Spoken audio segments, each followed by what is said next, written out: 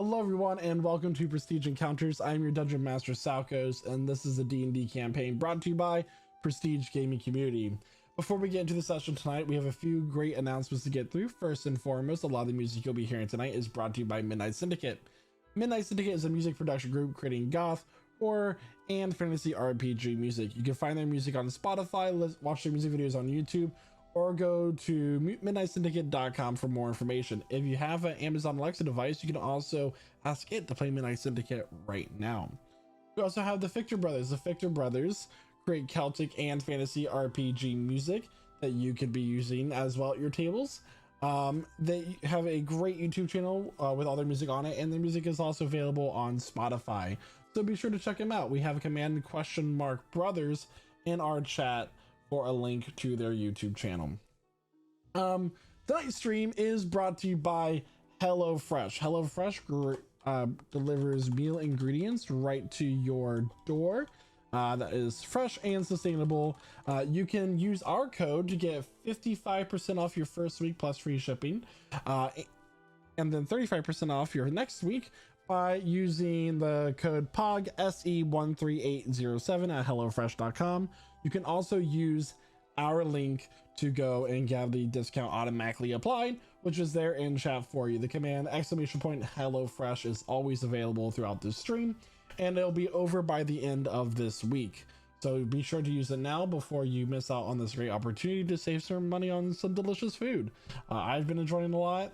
I have the steakhouse buffalo honey pork chops waiting for me tomorrow, so I'm really excited for that.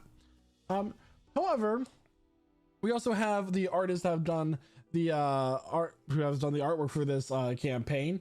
You may recognize my portrait down here, which is made by Slimy Rice, aka Jeremiah, who is our very own Aspen in this campaign. He's done all the line work for the portraits, while Starving Artist has done all of the artwork, the coloring for the artwork.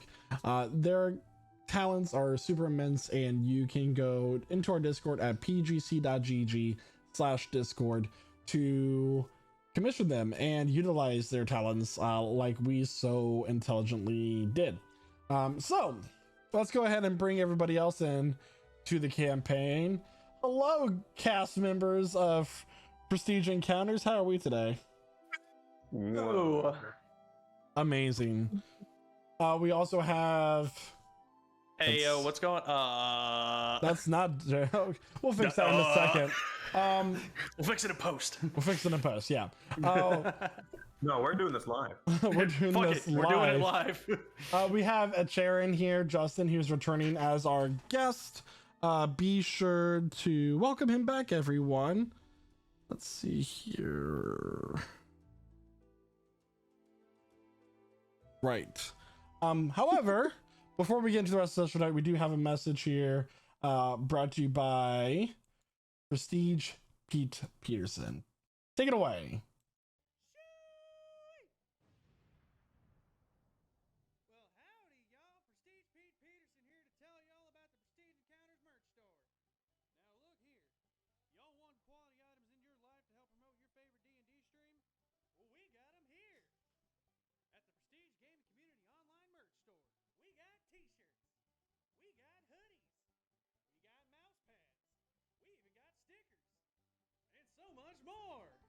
So what are you waiting for? So come on over to our Redbubble store at merch.pgc.gg and pick you up some Prestige merch today. Just tell them old Pete sent you. Unless this is the IRS asking, then this conversation never happened and I'm legally dead. Prestige merch! There you go. All right, everybody. So we have a session to do now. Session 5 of Prestige Encounters. So go ahead, everybody. Grab your drinks, grab your snacks as we welcome you to our table. And here we are as we start Session 5 of Campaign 2 of Prestige Encounters. There are two Noahs. Yeah, I don't know what's going on with that. We'll fix it. Okay. It's like Freaky Friday in here. So, what did you do there? I have no idea what happened there. That's fine. I mean, we'll fix it. Hi, Noah, Chad. I'm actually here tonight. will you go ahead and give us the summary while I fix this a little bit on the spot, please? Oh, okay. That is super on the spot. You were gonna do this. All right, I let me know, have a look. I know. Okay, yeah, you fix the thing.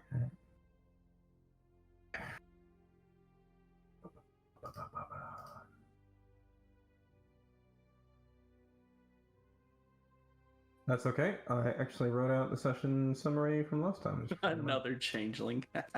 Thank you, Nate, for support. Oh, he's not here. Actually, I fixed it, so I can do it.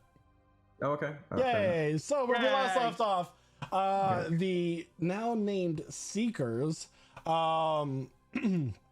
continued their journey where they were actually infiltrated by some doppelgangers that were doing something with this strange undead or demonic moss. We're not sure. But they were attaching bodies to it. It was draining them of whatever life force they had, whatever nutrients, and opening up these sort of rifts where these crystalline creatures were coming out of.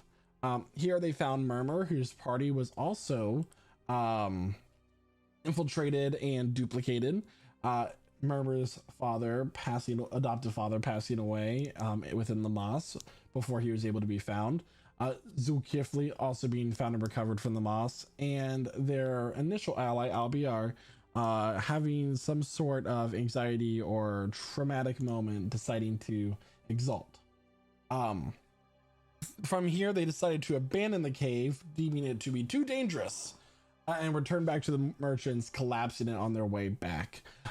Before it was collapsed, Aspen saw a woman carrying a infant in her arms just as the rocks fell and she came out of their view. While traveling, they came to a bridge. Here, they were attacked by a troll. They also decided to set up camp, and while setting up camp, Astra was visited by a beautiful woman named Iridia, who initially disguised herself as a crone. Here she spoke with Astra and Aspen, telling Astra before she parted ways that she had her mother's eyes. And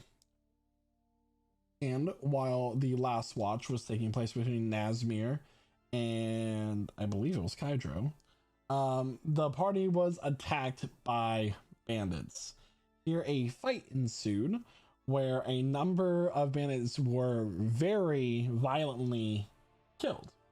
One was shot through the head by a bullet from the flintlock pistol. Another one had spores take root in its body, where these mushrooms just grew out of its mouth and exploded out from its body.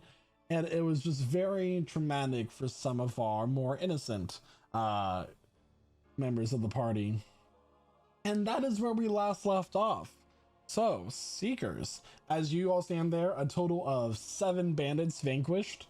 One remaining who's just crying. He falls to his knees and he looks at you. Please don't kill me. I won't do it again, I swear.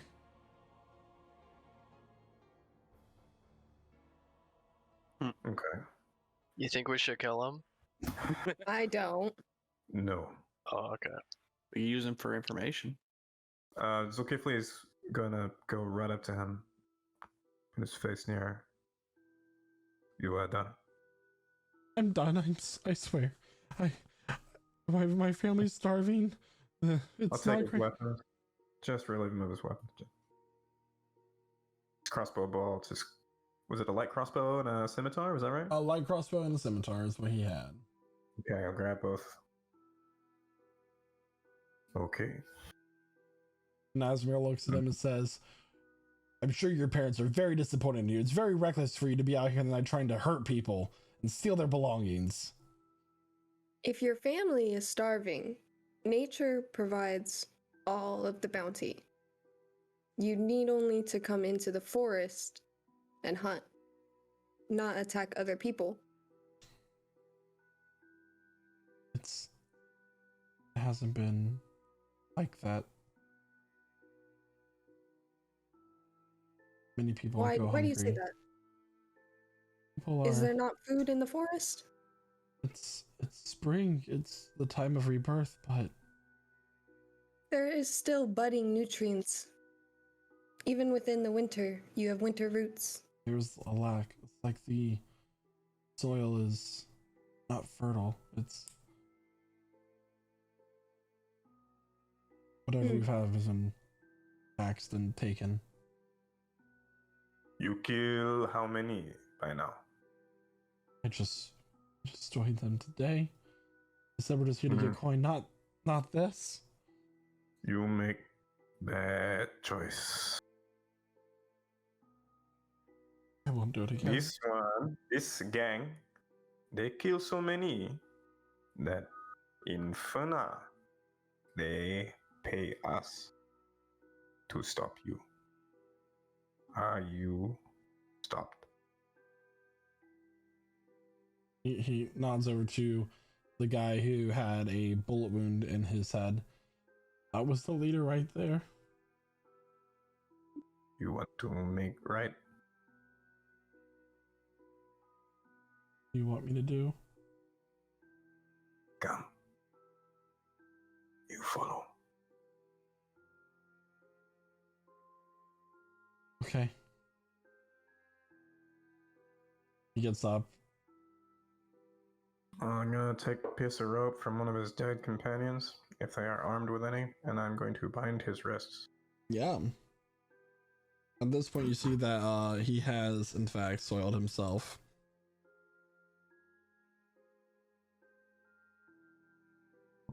How old is he? He just looking at him, you can guess that this man is probably in his mid to late 20s. Human.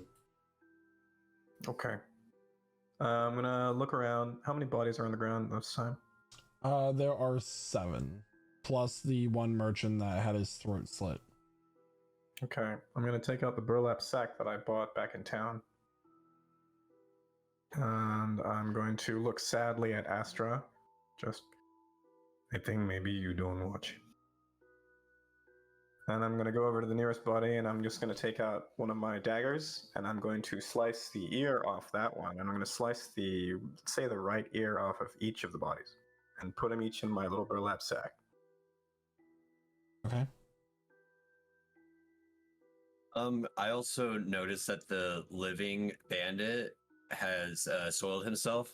So I'm going to go ahead and offer him my just extra pair of clothes or set of clothes that I have. That may be way too small for him, but you know. Some 5 While inch, I'm at work, some 5-inch I'm just inseam gonna- shorts. He's wearing some high waters and a crop top. What was that, Noah? But while I'm at work, I'm going to look up at the surviving bandit and I'm just going to just look at him meaningfully and maybe you don't want to be in here. Maybe you play nice and come with us.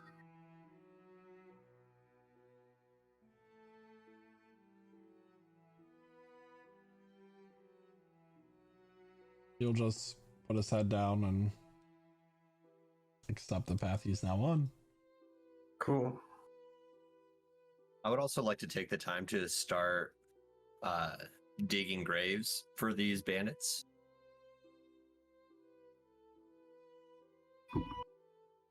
As a calming exercise, I mean, can I take a look around and see if I maybe find any cool plants, anything edible? Make a survival check.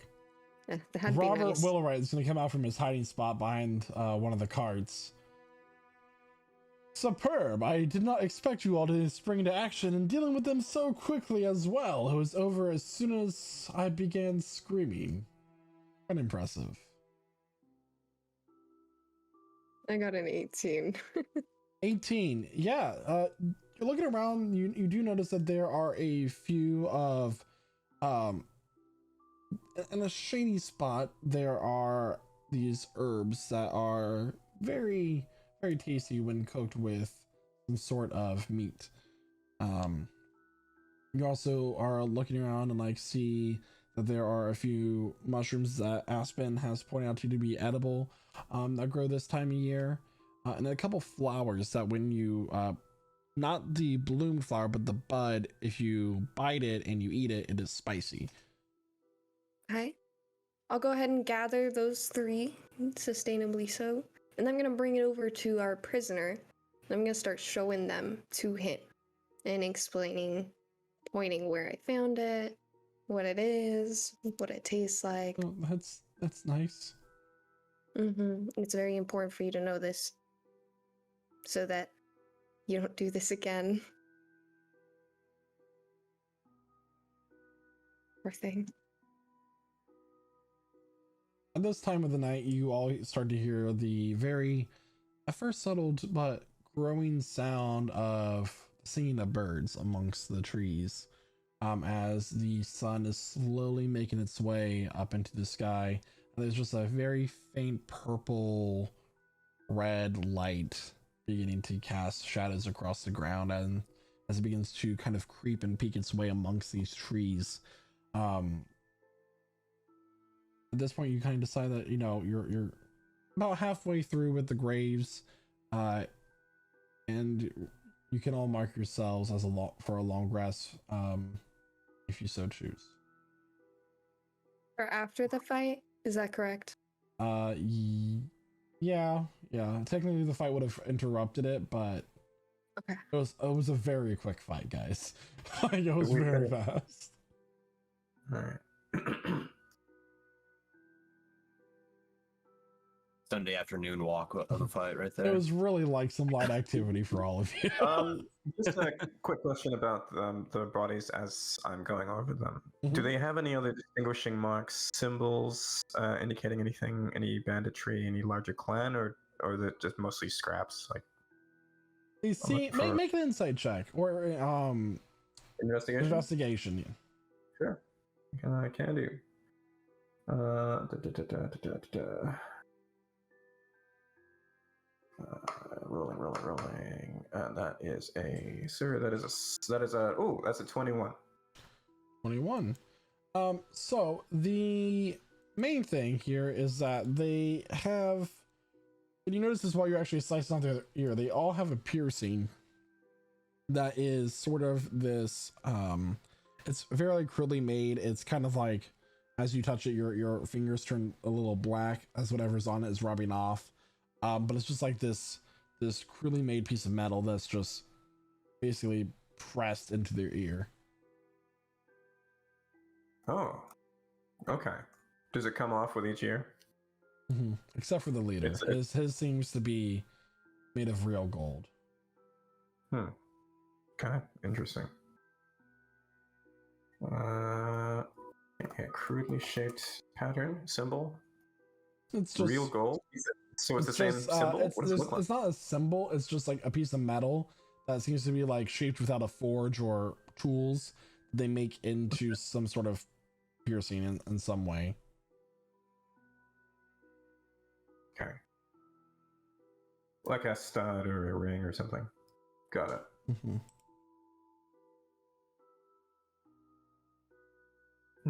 I have a question. Yeah. When Aspen or I go hidden step and we go invisible for a quick minute, can we see each other? No. Okay. It's just the same as any invisibility, where you don't see anyone. And what is Aspen doing right now after that whole fight? He's kind of I think he would have just went off to a corner to like sit back down, and look at his journal for a little bit under a tree. Okay. Who has the highest perception? Highest perception, like passive? I have a +6 in mine.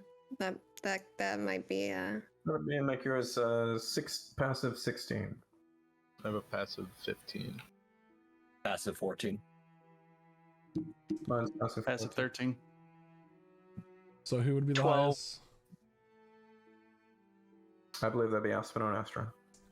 Right. I have a 16, so yeah. Yeah, Astra, Astra. as you go out to search for more plants, you hear a branch snap deeper in the woods. I would like to turn my attention to where the sound came from. Do I see anything immediately? Make a perception check. I got you. 21? 21. Yeah, that will do it. So kind of off in the distance, like tucked behind a tree the best it can be, you make out the form. And at this point, Kevin, would you like to describe your character, please? All right. So how am I appearing? Just like out of the forest, out of the wood. Yeah. All right. You see a surprisingly short topaz dragonborn stumbling out of some nearby ferns and bushes. He brushes himself off, not seemingly noticing any of you. There are horns all over his head, like a crown, basically, but some of them are shattered and floating a few inches above his head. His skin, obviously topaz orangish color. His clothes is not surprisingly clean looking, but very minimalist. His upper half is mostly exposed with one like one piece of cloth covering the front, and below he just has short pants and what looks like what's it called? Some kind of kilt, and his feet are exposed, as you can see his dragonborn claws. He looks up and just looks at all of you, waiting for something to happen. Well, I have never seen anything like this, at least not a whole lot. Off the bat, Astra she's already stressed. He's gonna call out, "We don't want any trouble, but we'll mess you up." Trouble? No one implied trouble. Why do you bring it up? I'm gonna... How far away is he from me right now? About 60 feet. Dang. How far away is he, like this yelling from all of us in general? Because Asher, if I'm not mistaken, you kind of walked off a little bit, right? Just on the outskirts, yeah, searching for some... So I would say some that Astra's at the edge of the clearing. So all within like 30 to 50 feet of all of you, depending on where you currently are. So Astra's basically between all of you and this new figure that has arrived, with the completely opposite side of the circle being the carts. So I'm assuming it's safe to say that we hear You Astra yelling. Yeah, you all will hear Astra. You don't see who she is yelling at. I'm gonna go ahead and kind of like perk up a little bit and slowly make my way towards Astra to see what she's yelling at. I'm there too. I'm gonna point Quietly peering out... around. I think it should be pretty easy to see with the broken floating horns and the... Y'all see that? I draw my Chris. I walk slowly towards it. Well, hold on. I don't think He trouble... looks at you nonchalantly, just waiting for you to make a move. I kind of just lean inwards a little bit, just kind of like peering in his direction, just kind of tilting my head. Friend? You shepherd. Who are you? You have not earned my name yet, but I'm merely a traveler. I'm going to the town nearby, probably same as you. Which one? I'd like to close the distance, by the way, and make my way over to him in the forest. He doesn't seem to stop you. I am going to Vernaria, I believe. It is so interesting. My group is as well, and if you are just a traveler, these woods are quite unsafe. The safest perhaps that you'll be is with us, so if you would like... I'm gonna go ahead and put my hand on Zol's raised arm to kind of like lower it. How could you not feel safe with this? How am I to refuse your invitation? lead the way, I guess. If you wish, you can keep an eye on me. I won't resist. It's simply an offer. I don't need to burden you, but might be a better one. Shall I walk ahead then? I'm sure you guys don't want me behind your backs. Yeah.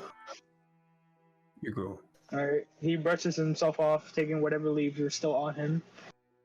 Perks up, straightens his back, and turns around on one foot and starts walking towards the direction of the town. Okay. And I'll help kind of lead the way back to the I'll camp. follow. I get back to the. Y'all camp. notice that he's acting surprisingly like well mannered and how do I say, like, very formal. Does not match his attire. He doesn't seem to mind it. But we haven't even had breakfast yet. Are we leaving already? Harry. I'll wait. I gesture towards the dead bodies that are still in the camp. Help, Barry.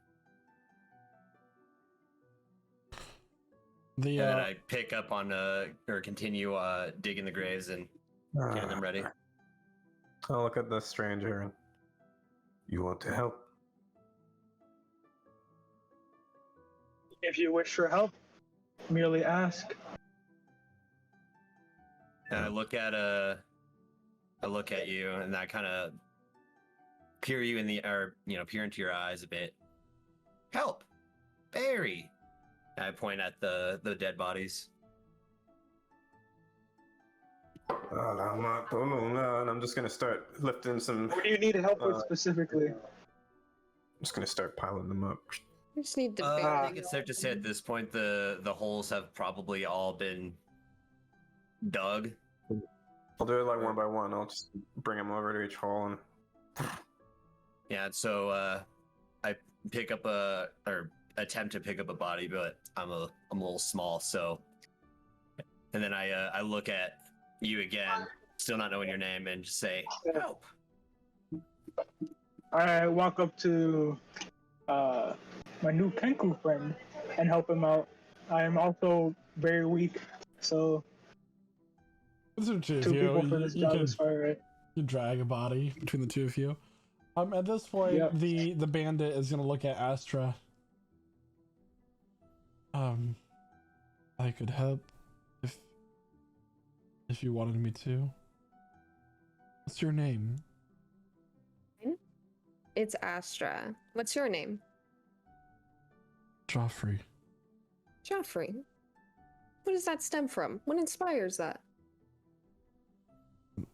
My mother gave it to me when I was born. That's quite interesting.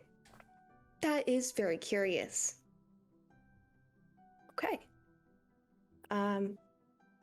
Yeah, if you would like to help bury your friends, I think that's an appropriate request. I should ask someone else. Who's the closest teammate to me? Would it be Zool? Would it be Aspen? Who is not helping bury people right now? Me. Aspen. It'd be Aspen and Cormac then. Aspen. Cormac. Hmm. Do you think it would be appropriate for Joffrey to help bury his friends? I mean, as long as he's not the one handling the shovel, I don't have a problem with it. I'm gonna go ahead and give him a quick untie. Quick question: did Joffrey accept my clothes? Yeah, he's dripped out right now. confident. He's looking like a child who just hit puberty in a growth spurt but didn't buy new clothes yet. Yeah, like basically my entire 4th to 7th grade years. Yeah. Very skinny and lanky. So he's gonna walk over Wait, and as go ahead. I was gonna walk up to Joffrey before he helped out. I was gonna say, now don't you be taking our kindness, don't you be taking it for granted, because, and I tapped the butt of my pistol, going, I'm always looking for a reason. Roll intimidation check. Do. 21. I would like to see my daughter again. She's just past her first year. I won't give you a reason. He's gonna walk over to his friends and, well, they're not friends. He's gonna walk over to the bandits that are being buried. He's gonna pull out a small little amulet that's kind of made on a brass coin. It's a like, it looks like a grove of trees shrouded in a loose fog. And he's gonna kneel down and begin to muttering some words while holding it in his hands. Astra's following him around a little bit, and while he's doing this, she's gonna just put her hands on her hips and lean over and just watch what he's doing with this little necklace. Yeah, essentially, he's saying, Lady of the Lost Grove Tria, may you not allow these souls to be lost in your grove. And Murmur, could you make a religion check for me, please? See, got 9 plus 7, 16. 16. You would have recognized this goddess name. Her name is Grovtria. She is the Lady of the Mist. Essentially, her domain is kind of overseeing a purgatory of sorts, where souls get lost along their path, moving on to the afterlife, where they get lost in her grove. It's called the Misty Grove. It's so basically she oversees graves, and Mist is her domain. She's one of the heralds of death in the afterlife. I'll give you guys spelling of that. Perfect. And while he does that, I'm gonna start shoveling dirt over the bodies while he blesses them.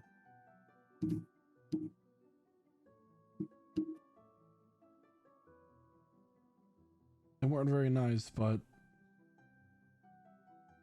they offered me something to help my family.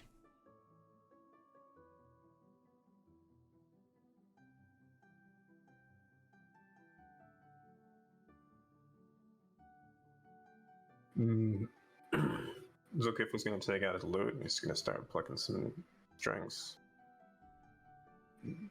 Let me ask you It's something there, time. Joffrey. It's time. What do you want with me? How well acquainted are you with the other? How would you describe them? Like other sorts of, I guess, evildoers. I guess I don't know the word I'm thinking right now. Like- Bandits? Well, not just bandits. I mean, like, Criminals. yeah. How well versed are you in the criminal underworld? I just joined them about 2 nights ago. I was just trying to make some quick coin. They weren't acquainted with any other groups as far as I knew. Criminal syndicates. That's what I was trying to say. That's a bit more organized than they would be used to. All right then. Is your family?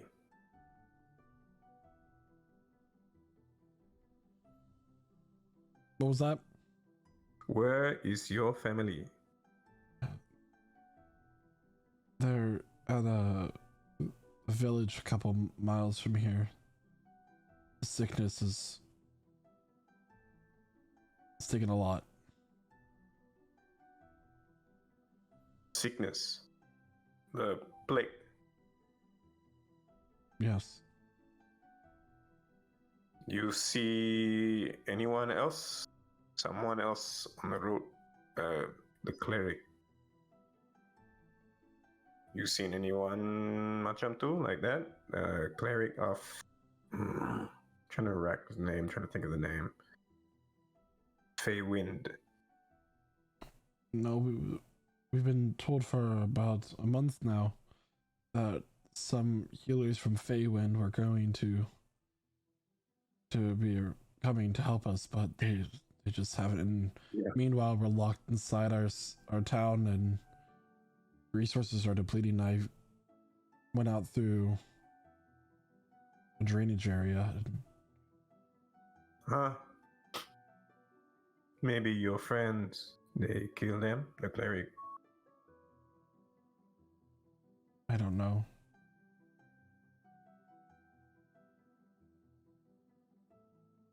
We are going to Vernaria. When we go there, we can ask. Maybe some cleric can come heal your village. Huh? I don't have anything to pay for your services. No. Your payment is you come with us. After, we take you a life bounty. So you answer for your friends. Okay. Okay.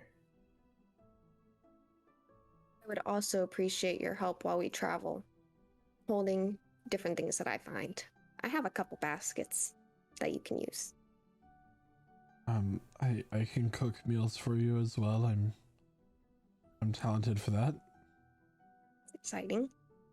Can I roll an insight check on this guy to make sure he's not like planning on any kind of backstabbing or anything? Roll for insight.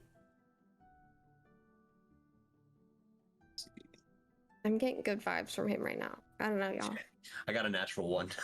Natural one on the board. The only time natural ones are celebrated. 4 more, and we're giving out a set of dice today. But yeah, you get all good vibes. No lies detected. Very, very straightforward, a very straight shooter. You would trust him with your children. Wow. Wow. Wow. I put my hand on his shoulder and kind of like peer in his eyes. Friend! And then I smack his shoulder one good one.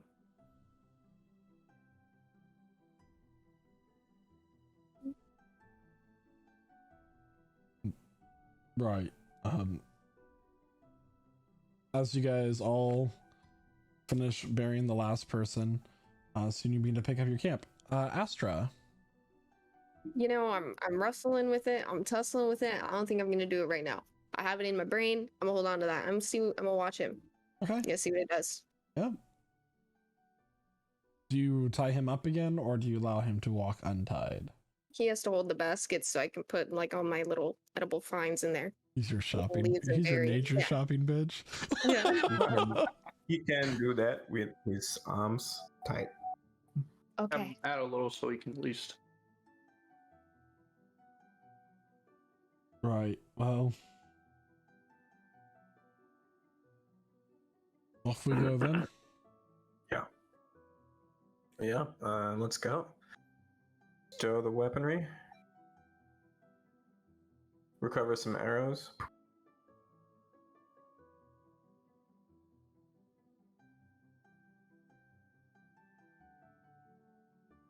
All right. So, and soon enough, you set off again northward.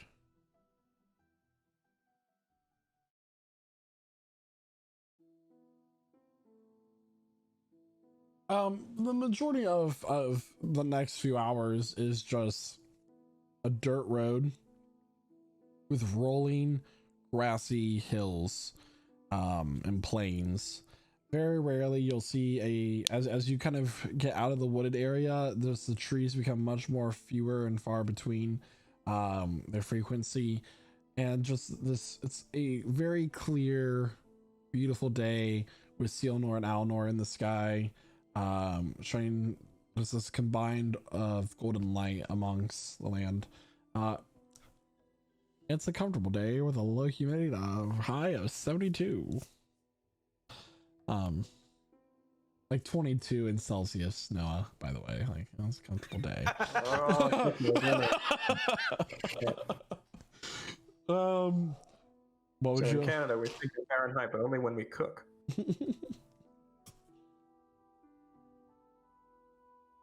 I did.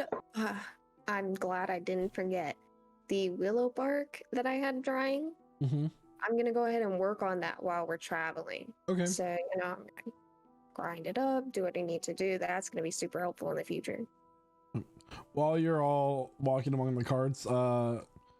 Willowrot is going to be. Oh, it's such a shame about John. He was a good lad. Anna, he couldn't handle his alcohol though. Not very good for the Marley guild, you see. Good lad. I'm sure his girlfriend will miss him. Oh well. Don't worry, it's not going to be docked out of your pay. What's important is the merchandise. I completely forgot that one of the employers got killed. Totally forgot about that.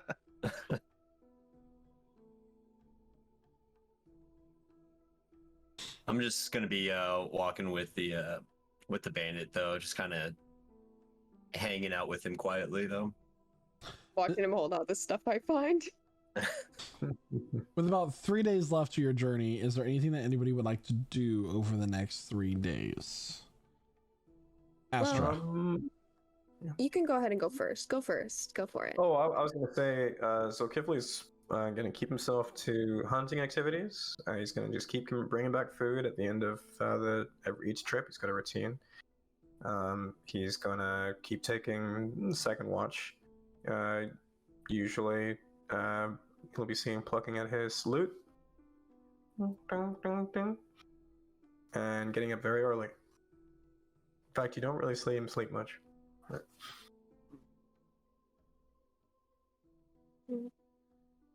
Astra's gonna do some dancing to the lute music. More gathering of edibles, studying, the trees and fun stuff.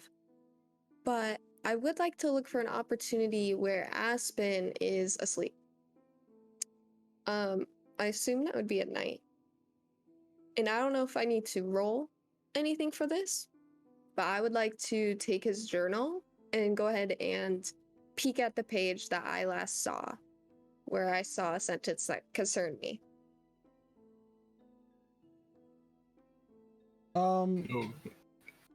Aspen, do you hide your journal when you sleep? He keeps it buckled at his side. Okay. So I have to. So, Astra, for this, I'll have you roll sleight of hand with disadvantage. Actually, a straight roll of sleight of hand. Because he Straight is roll? sleeping, but the buckle would have given you disadvantage, but him sleeping would have given you advantage, so it cancels out. Can I give myself guidance and actually do advantage? The guidance just gives you an extra D4. Okay. I'll still do that. And this is stacked against your passive perception, Aspen. Okay. Ooh. Hopefully this is a 4. Hold on, I need to move Pumpkin. Sorry.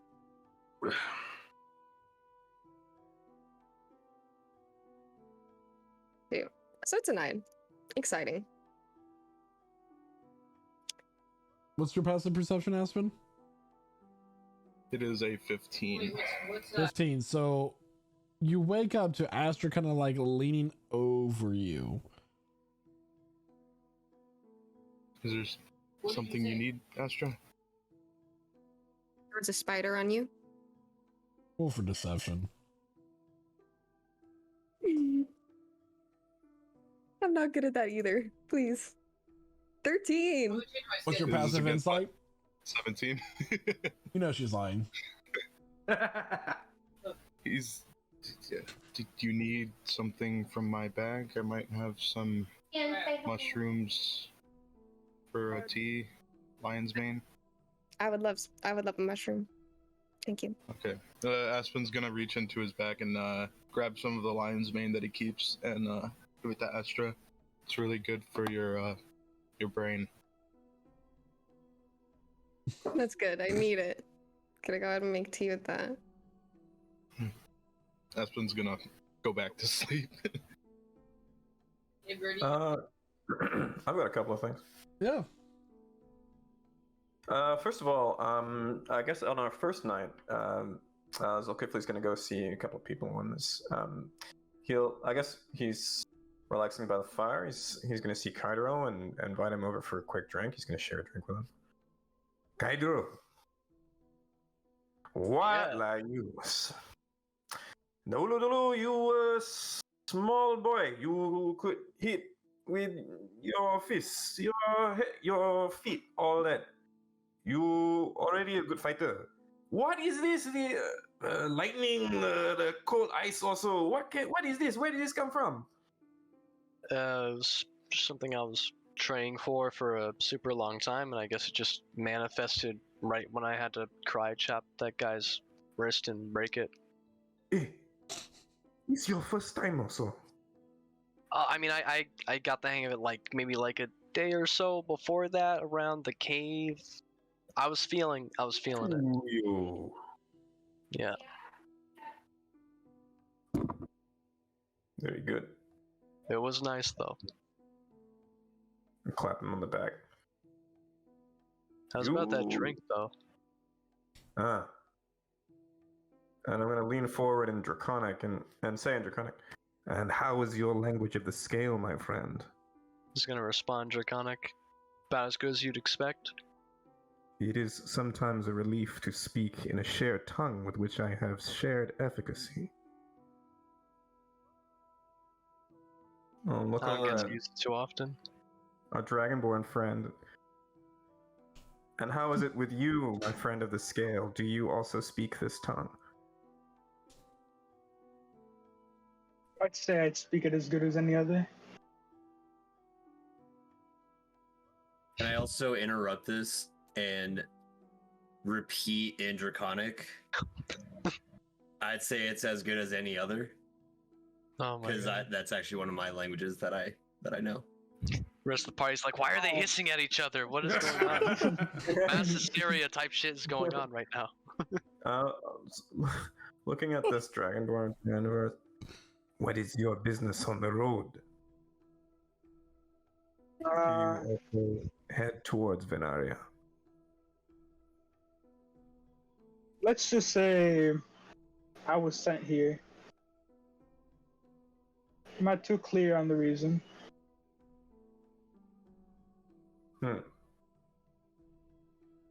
I'll switch back to common. You also don't know. For the most part, I know what I should,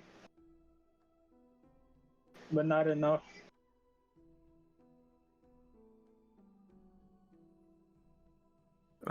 Look at Kaidra. What you think? You think maybe they are lost? Doesn't matter too much to me. All that matters is they aren't too much trouble. And if they are, it shouldn't be too much trouble. Past that.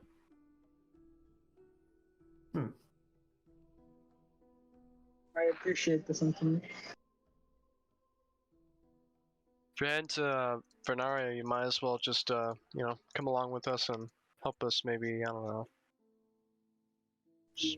I have been quite lonely this trip. Might be good to talk to some people. Helps to have friends, I suppose. But as I was saying, I mean, since you're with us, you might as well maybe help us with the Tower of Allura if you get the chance, or whatever else we may be working on.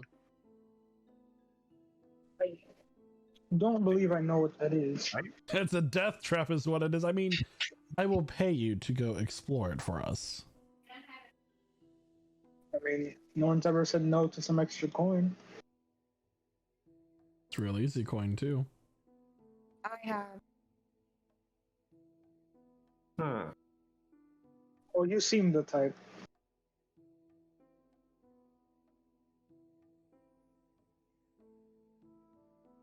this point, I'm just gonna kind of like shrug off, the whole easy coin aspect, and I'm gonna get into reading my father's journal that I got.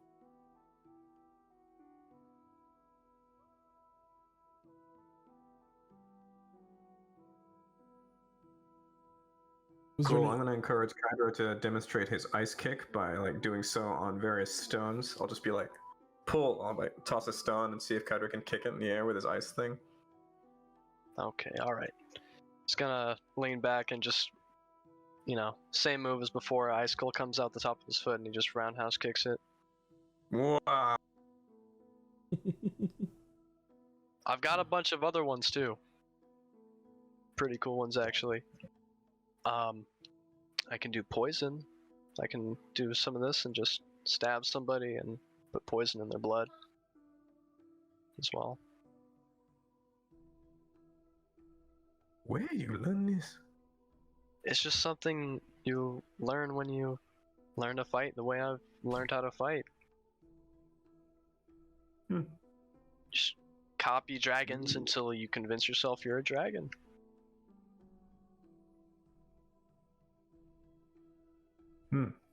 You have maybe power inside your blood? No. It's just, it was the training. It was rigorous. It took years. I've been training ever since I was a kid.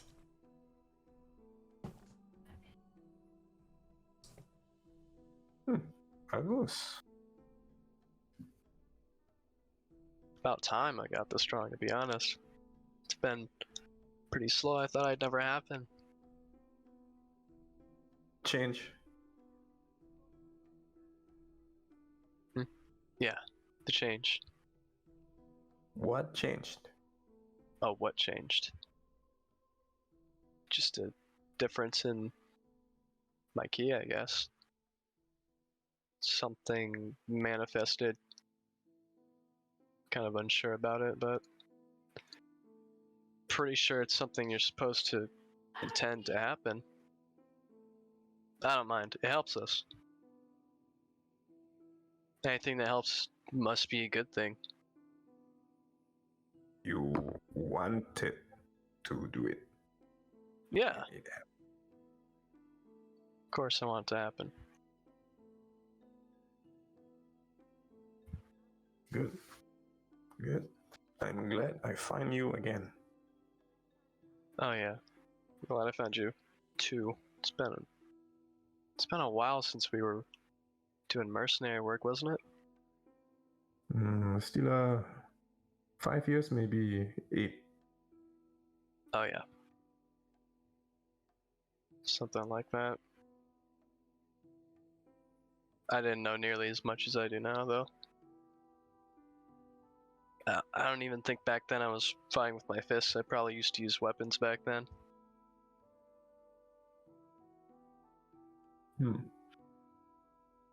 Well, I'll gesture to the arsenal that I've got kept.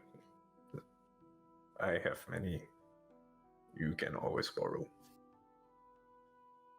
Speaking of weapons, Kydra's going to pull out the dagger that he still doesn't have any clue how it works at all. He's just going to be like, I still don't get this thing. This one is... dagger. Maybe magic. I don't know, but it's fancy looking. As we're walking down the path, Kydra's gonna kind of look for like a tree, something kind of brittle looking to maybe slash at with the dagger for a moment. Go ahead and roll to attack with the dagger. Alright.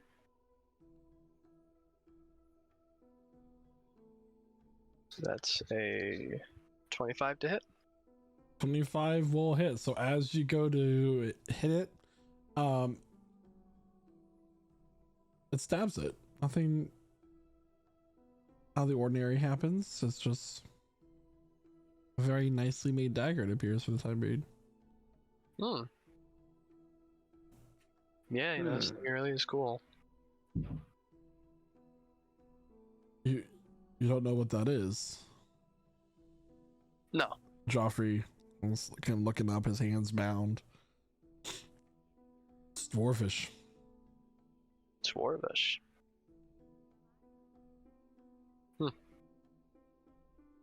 So a dwarf made this dagger? Not just any dwarf. What dwarf? One of the dwarves from Garpudlo in Kargren. I don't believe I've heard of those places before. I could recognize the work anywhere. I haven't seen it since I was a young boy, and my father and I went up to Vernaria to deliver some crop. For those locations, by the way, could we get spelling in the chat real quick? Yep. I want to write those down. Dwarven steel. It's unexpected. Seems pretty high quality though, if I had to imagine.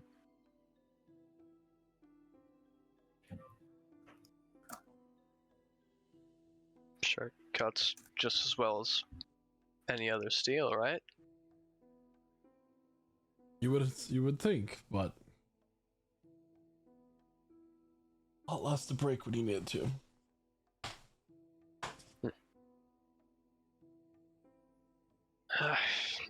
It's gonna stow away the dagger. Call it a keepsake. It would sell for a high price. Right. We'll see what happens when we get to Vernaria. Might stop by a weapons salesman and see what I can fetch for it. Sure, it'll be nice.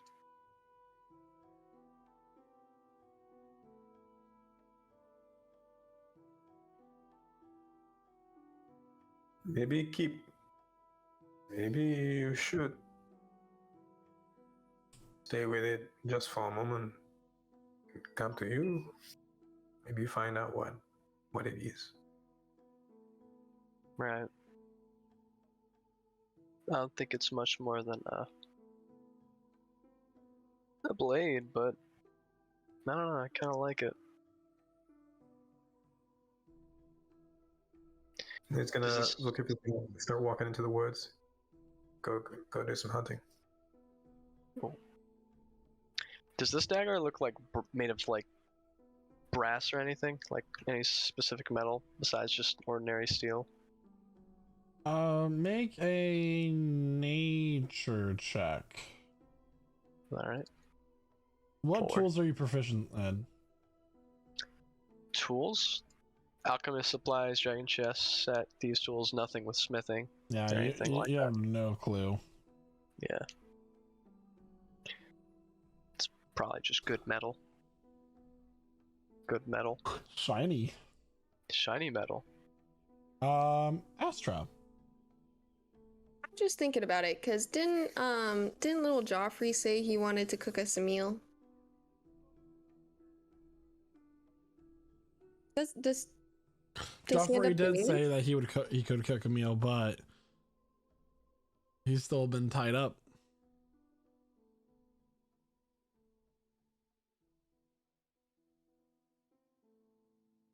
Okay.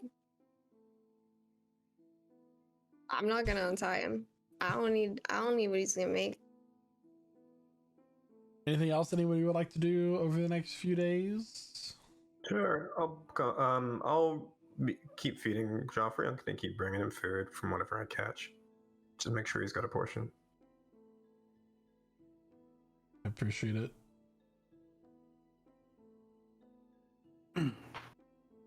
I will, for the most part, just stand kind of creepily, always like 50 feet away from the camp, looking.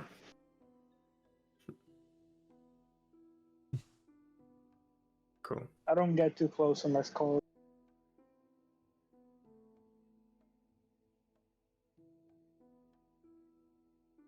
I mean, as far as me, I'm pretty much still just going to be fully invested in the book, so I'm not really going to pay too much mind to Joffrey and untying him.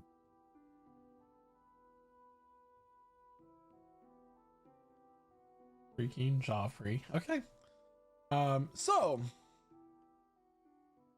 as you all continue your journey, 2 days from the last fight that you had, the first thing you notice is a gray stone spire rising up towards the sky as you continue to move forward and closer to your destination.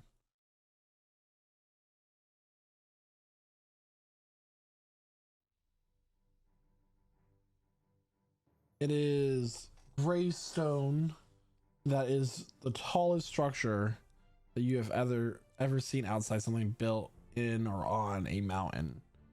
For those of you who have seen mountains. And then as you continue to move forward, eventually the land becomes densely populated with farmland and outside homesteads for miles outside this. Now you can see massive city that is circular up ahead.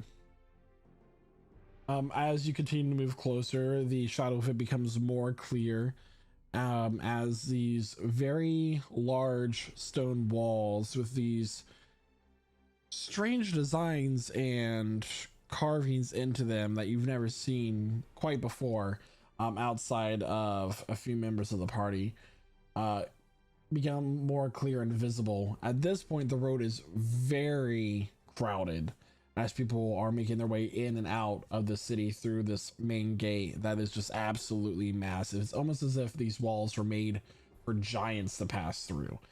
And just this tower overall, as you grow closer and closer, is just huge. And you can, as you get very close to the city, you can see that there is some sort of spiral design going up, and it's lost in the clouds.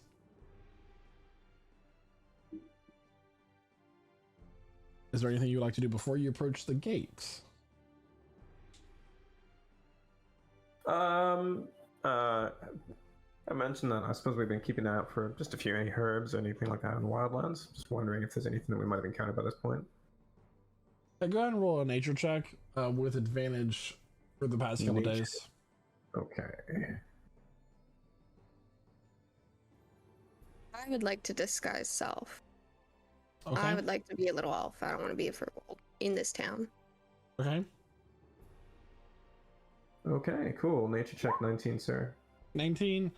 You have a small collection of herbs that you've found based on the descriptions that the professor has given to you. In total, you can make, with a combination of 60 gold, 3 health potions. And a few, yeah, with Okay. it's gonna take time and gold though. Yes. With a few? Yeah, 3 for 60 gold, 6 hours we'll say, and maybe more or less depending on what you roll when you start to make them. Okay. So Astra is disguising herself. Aspen, are you as well? Yep. All right. The crowd is very diverse. There are a number of humans, elves, dwarves. There are a few tabaxi. There are also dragonborn, tieflings. It's just very much more like mixed than you are accustomed to in other areas of this continent. People trying to like walk. Go ahead. I look for any furbolg faces. Yeah, go ahead and make a perception check. As you're kind of slowly moving the cart forward at this point, a few street vendors are trying to like sell random items to you and like walk alongside you. Excuse me, sir, are you interested? And then he's gonna walk up to Cormac. Are you interested in some wonderful smoking plant to put in your pipe? And Just put a hand up to his face as I keep on walking by. all right, well, fuck you too, man. I just Every single person that comes up to Astra, she will try to barter with them. Oh no. Every single one. I have a hairbrush. 21. See any furbolgs if there are no any in the crowd. furbolgs in the crowd. Okay. A woman walks up to you, Astra. My, you have such pretty hair. I could braid some wonderful clay beads into it. handmade.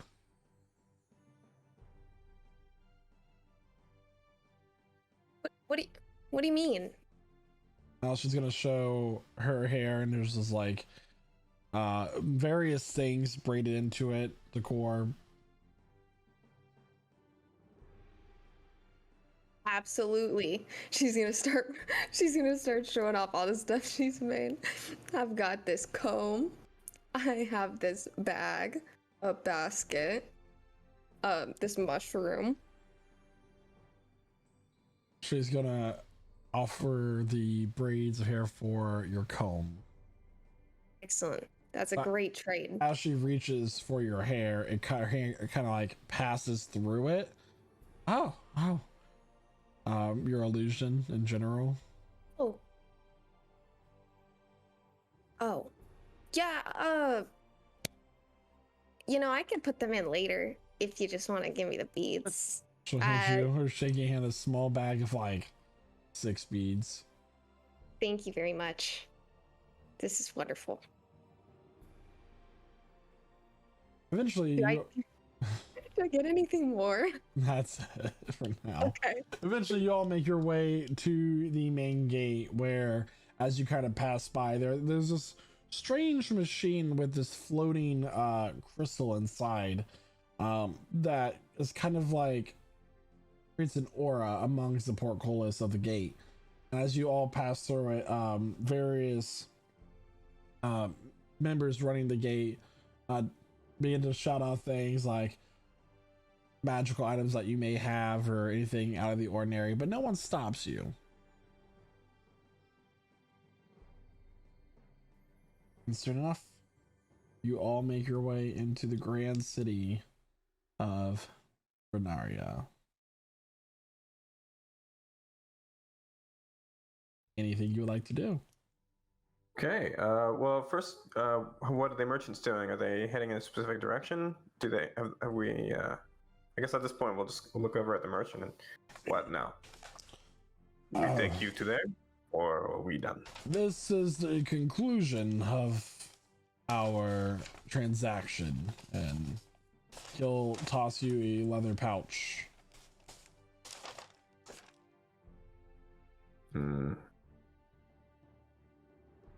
Okay.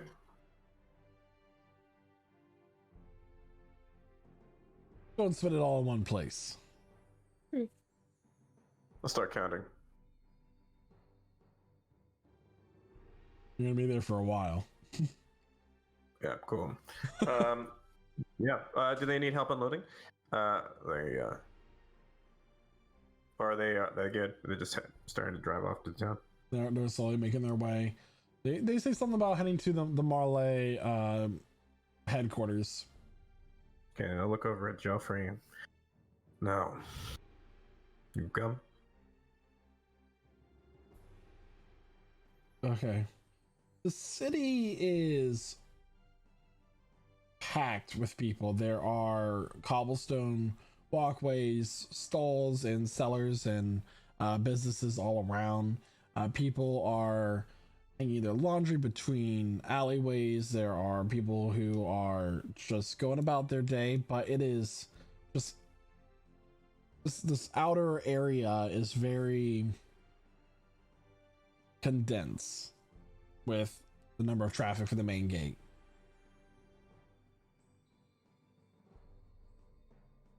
Okay. Do we see any obvious holy symbols? Make a perception check. In fact, there may be one person in your party that could give you a little bit of a tour. Okay. 21. 21. There are a number of banners around.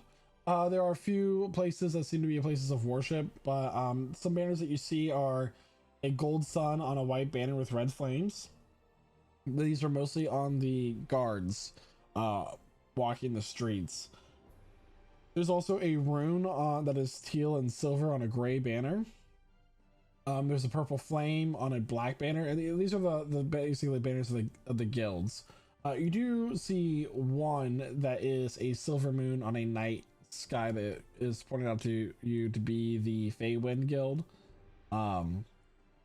which is just a small stall in this area currently. Okay. I think we'll just a stall. Are they selling stuff? They seem to be. Okay. Hey. There's a village down there. I'll elbow Joffrey in the ribs. What's the name of the village? Oh. It's. Hey, it's you from just- there or what? Shut the fuck up. I'm gonna give him a hard time about this one. Yeah, I know you would. I had it written down. I don't know what happened to it. Why you put your family there? Your mother, your wife, your daughter all go to there. You can't name the village, huh? How many village like this, huh? How many family you have, huh? I had it written down. Let me pull up my map. Hold on. You see, okay. But I'll turn to the Fey Wind guy. Belfholm. Belfholm. Belfholm. Okay, at the kampong, Belfon, there's a village over there. They're sick. They have a plague. They are still waiting from the Fey Wind. So maybe you should tell someone? Is there a office or what? This is a dwarven woman that you're speaking to, kind of wearing these kind of shimmering blue robes. Oh, we're just selling our more cheaply made potions here. If you have a request for the guild, you have to go to the headquarters, more central to the city. Request already made, ma. We don't take guild requests here. What? Okay, I'm gonna start walking. And yeah, if the party's amenable, I want to go straight to the sheriff's office at this point. If there is one, a law office of some kind. Kind of make an investigation check. A tiefling woman is going to come up next to your character there, Kevin.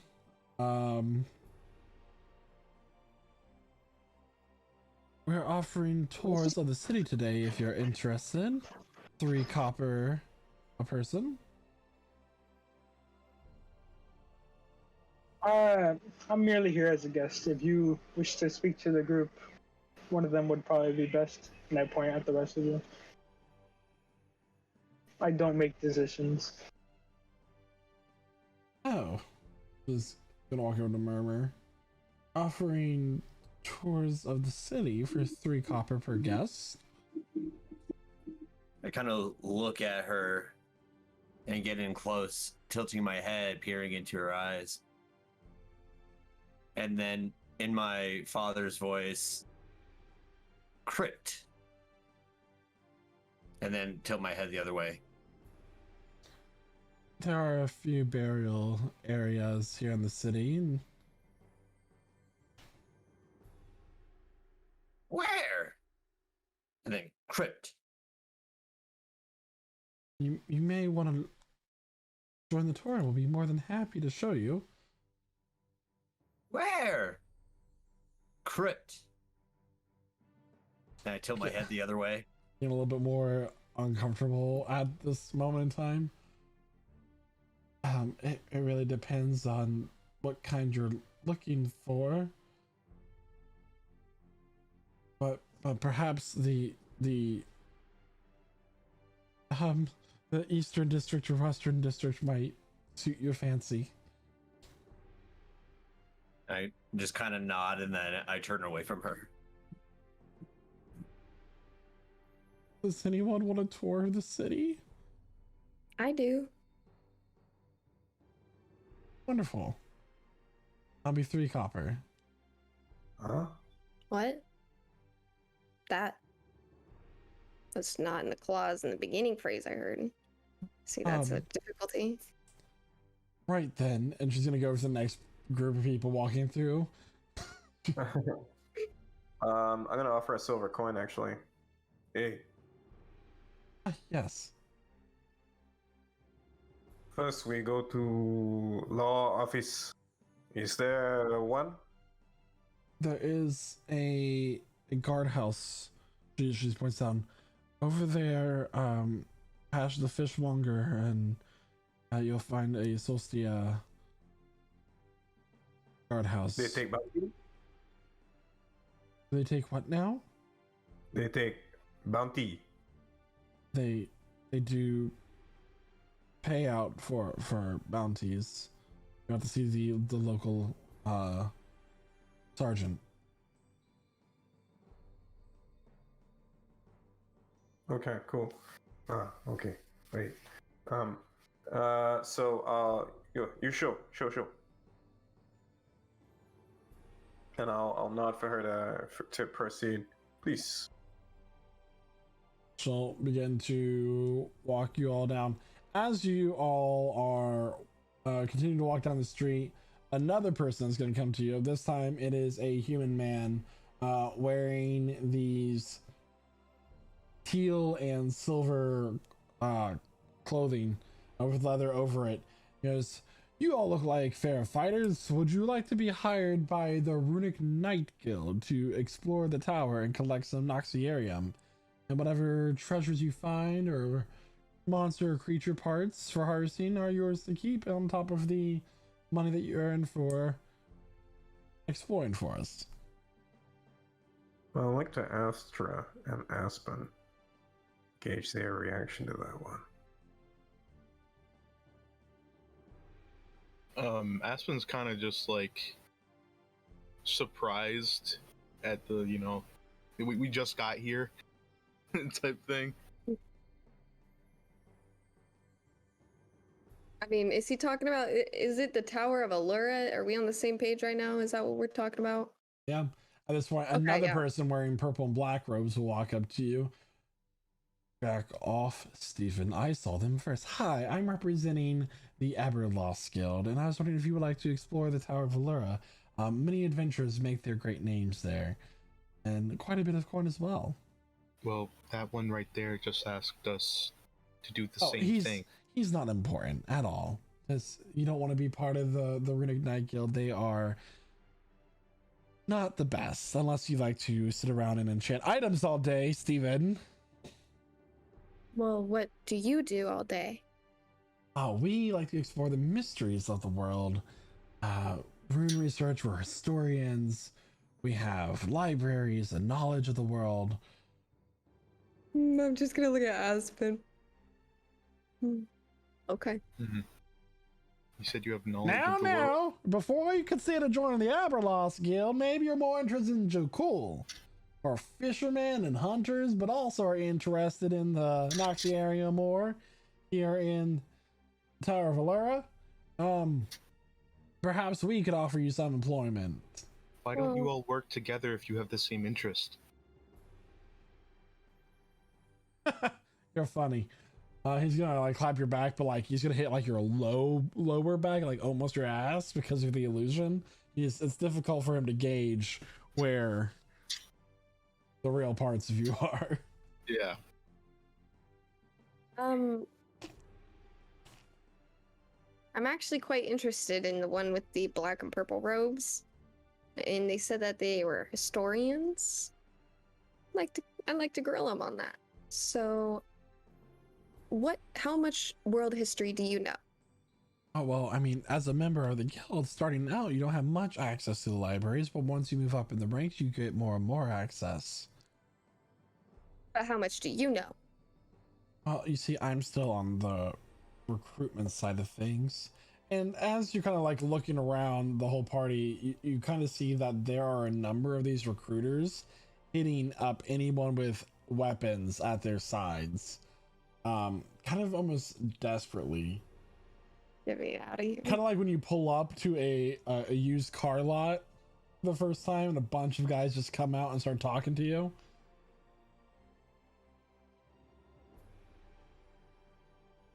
I'm ready to go and get out of here. This one's gonna look to Astra. Maybe the historians could be useful for our cause. Yes, but not this one. Well, Maybe just not. keep in mind that if you decide to go into the Tower of Allure, that you do need guild sponsorship to do so, for it is illegal to try to enter without it. Sponsorship. Mm-hmm. So if you change your mind, you can find our guild headquarters at the Tower District of the cities, just in that center part. Many of the guilds are built alongside the tower.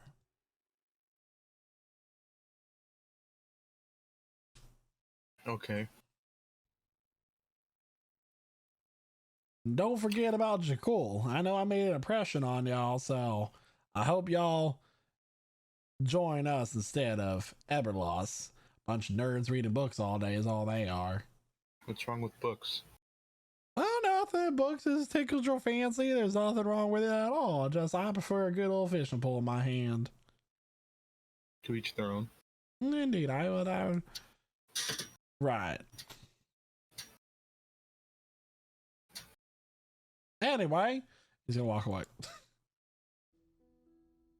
Steven is also gonna walk away. Everybody talks so loud here. They have That's to. Vernaria. Behind you, a cart cuts off. A pedestrian goes, "Hey, I'm walking here."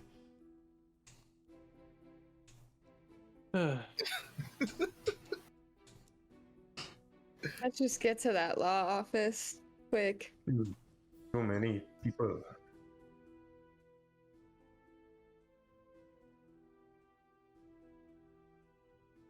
We're not gonna do that, are we? Hmm? The tower? Tower? Don't know. They say in the tower there's that Noxiarium. And they don't have enough Noxiarium to use the airship. We want to go to this university to find your cure. First, we need the airship. See. So it would be beneficial to go to the tower. Maybe. Don't know. It sounds maybe too dangerous. Well, from what I saw in our last encounter, I would say that we have a pretty strong group. She said the name of the show. The encounter. Name drop. Fourth We ball. achieved that one. Yeah, it's true. Really strong. But they all want someone strong to go inside. They don't go themselves. Whatever is done there, there's something bad.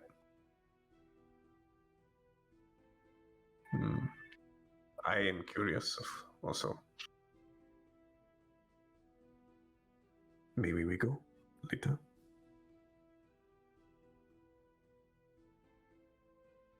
But first, the law office.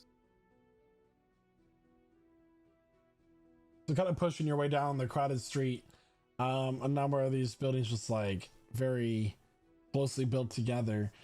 You eventually make your way to the law office of the Solsticia Guild, and walking in, there's just a number of people sitting on a bench and like kind of like a holding area waiting to be processed in. Just papers flying about, people walking back and forth. You walk up to the one that is currently writing on a ledger and kind of looks over at you. Oh, hello. We have bounty, and I'm gonna put the bag. As we do, I'm looking over at Joffrey. Your daughter is how old? She's just seen her first winter. His family is in the village down the highway south. It has a plague. Very bad. Kill many people. Village also is close. They look for help. They need help. And this one, he helped us. And I'm gonna put the bag ears down. 7 bandit. The human man with like spectacles on the tip of his nose is gonna like look into the bag. He's like, this seems to be. This seems to be. Oh my god! I was not. You could have warned me. How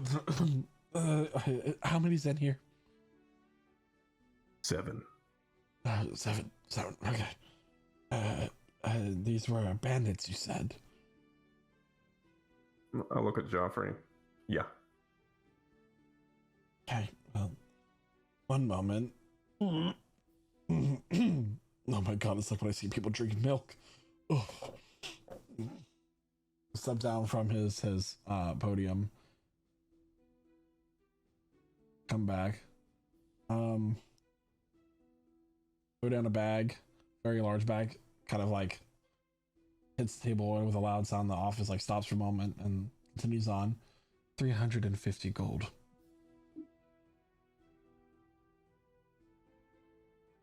Okay. And I'll count out 20 gold and I'll hand it to Joffrey. What is this for? You go to your family. You find help. Thank you. You go. Don't come back. I see you again. You're dead. Astra? I'm wondering if perhaps on those 3 days, watching me look around, if perhaps he learned anything. Did he pick up on anything during those 3 days? Did Joffrey Time to will survive? Time will tell. Good luck, Joffrey. We're rooting for you, buddy. And he's gonna kind of knees the chest out of there. Right. Cool. And I'm going to count out the remaining 330 gold and add it to the party funds and then for distribution. I'm going to give our Murmur 50 of those gold pieces. I take it and I kind of look at you like a little confused. And then I just kind of tuck it away into my robes. Maybe $1. I think you know what it means. Bye. I don't. I don't.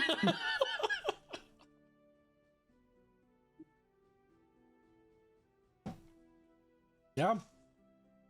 Okay, we got a big bag.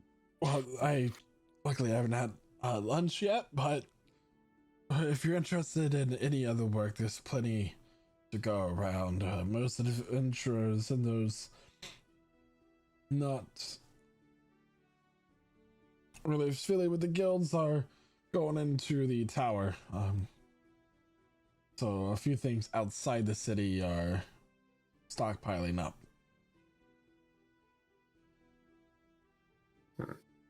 What was They the go name into of the that tower. second guild again? What was the name of the second guild? Yeah, the purple and black robe. Eberloss. Eberloss. Yeah.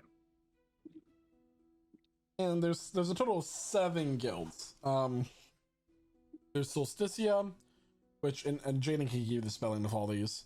There's Solsticia, which is the like the mercenaries or the fighters of the standing army and guards for this region. Runic Knight, which are the enchanters. There's Eberloss, which are the researchers and historians. Feywind, which are the healers and potion makers. Direcog, which do the machinery, war machines. Marley, which is spirits. And Jokul, which is your herbs, fishing, hunting, that sort of thing. But all guilds' primary income is the tower and the Noxiarium, which is like the crystallized arcane energy You can only be found in the Tower of Flora. And sorry, dumb question here. You mean spirits as in dead or spirits as in like Wine, beer, okay, never mind. alcohol. Yeah. That's not what I thought. Yeah, not what I thought either. An important clarification. Glad I asked. Jesus Christ.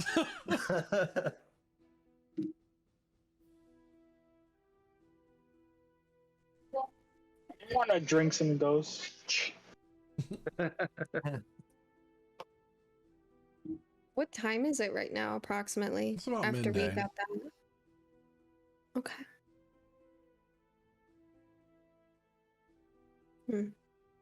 I'm sorry, but is there anything else that you all need, or are you just gonna stand in the walkway? There's a line behind you. Uh-huh.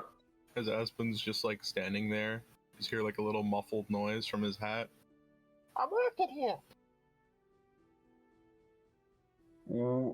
This city, Vernaria, they have airship. There is a airship port. They still grounded. The ones that are running are very expensive to get on. I doubt that you'll all be able to afford them. No offense. They're awfully my- dirty. Right now, the last I checked, 500 gold a person. Yeah. I'll look at the group. Not yet. So we have to pick a guild. Maybe. We should get some tea made and discuss that. Okay. And I look over at Astra, and in Zul's voice, I say, "Tay." Yeah. Do you have more of your bird tea? Are you out? I think I had maybe like what 2 cups worth. So yeah, I pull out my. What, your Oh, what? did you when you or made me the tea, you handed it to me in what In kind of a- container again? A leaf wrap. Mm-hmm. Yeah, I pull out my leaf wrap with some of it left. Okay. I'm gonna take it and just start refilling it anyway. Remixing it. So While you're all kind of like standing in this lobby area, you, Kydro, you hear a psst from over in the holding area. I'm gonna go ahead and look over. You see a tabaxi man with kind of reddish orange fur, a couple black spots, missing an eye. Hey, Kydro. Do I know you? You recognize this person to be Jack Redfield, Jack Redfield. who is one of the lieutenants of. Oh, he's got a code name. Trying to remember what that was. The Weasel. The Weasel. Oh yeah. Jack, why are you in a holding cell? Oh, you know, vacation. That doesn't seem like a good vacation at all. Did you last job done? You know, I got sidetracked, like, a little bit. I lost Skeeves. I don't know where he went recently. Boss ain't gonna be happy about that. I know. I'll get it done, though. You know, in due time. You know? He's really not gonna be happy about that either. Right.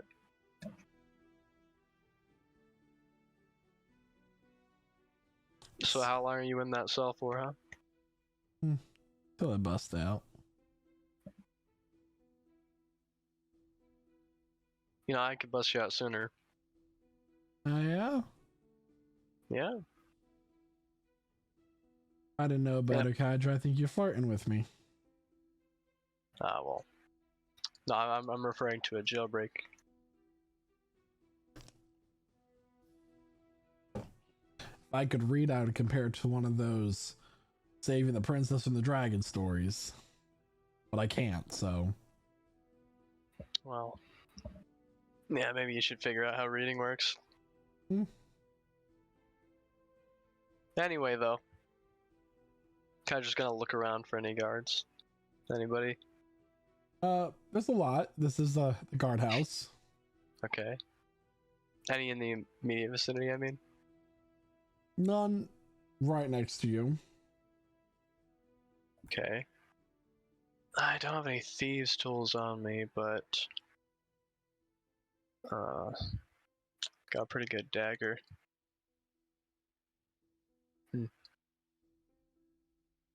Do you maybe know any tricks to conceal yourself if I could get you out of that cage? You don't worry about me. I'll have this handled by tonight. Yeah, you got it.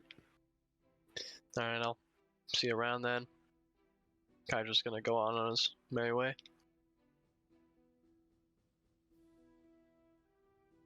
Zulkif was just gonna look over at the bounty board if there is one, or else if the guy over there is just standing there, just any work here in the city? Just the tower.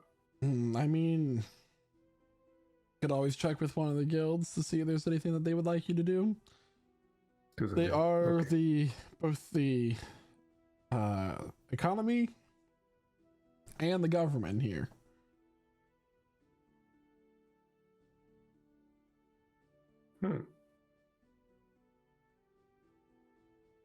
Which one more powerful?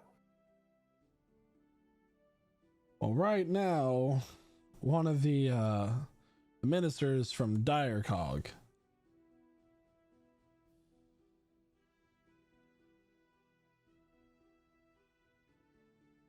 Okay,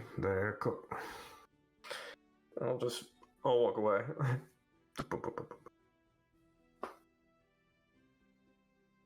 Should we try to find like a tavern to have tea in, or should we sit at they got public squares?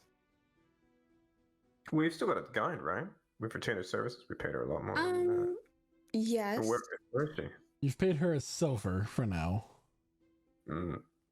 That's better than 3 copper. Is she waiting for us? Yeah, she's outside. Okay, cool. What's your name? Lyra. Lyra. Okay, Lyra. Ellyra. Lyra. Oh, my heart's on fire. Now, we finish here. We want to find tea, or maybe a tavern somewhere. Well, what's your budget?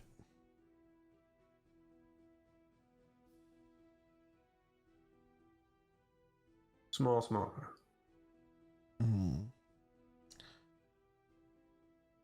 Copper pinchers, huh?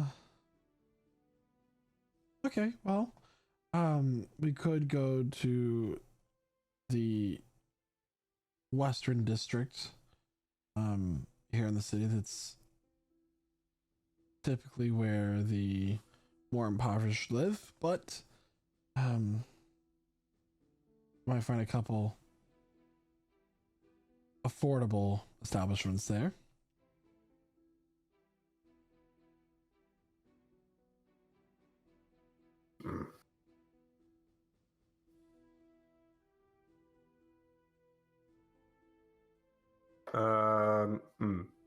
Okay, Ken. We can go. I just can't imagine that they would charge for water. Clean water is awfully hard to find in the largest city on the continent here.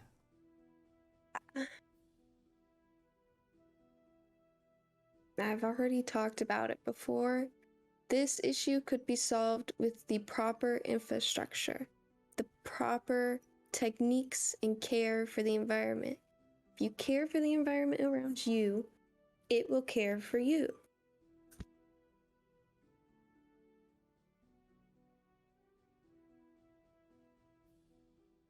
Like, okay. There's no water here.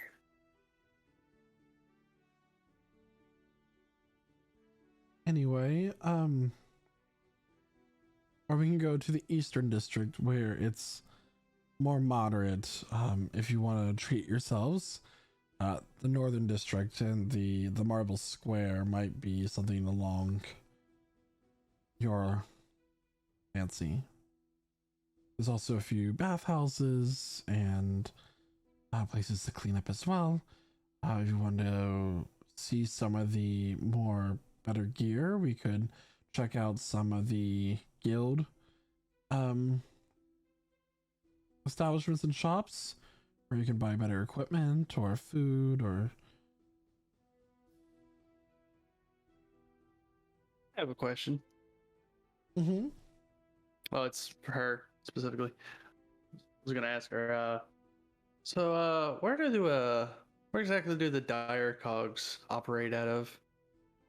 Well, all of the guilds have their headquarters in the tower district, the central area of the city. All right.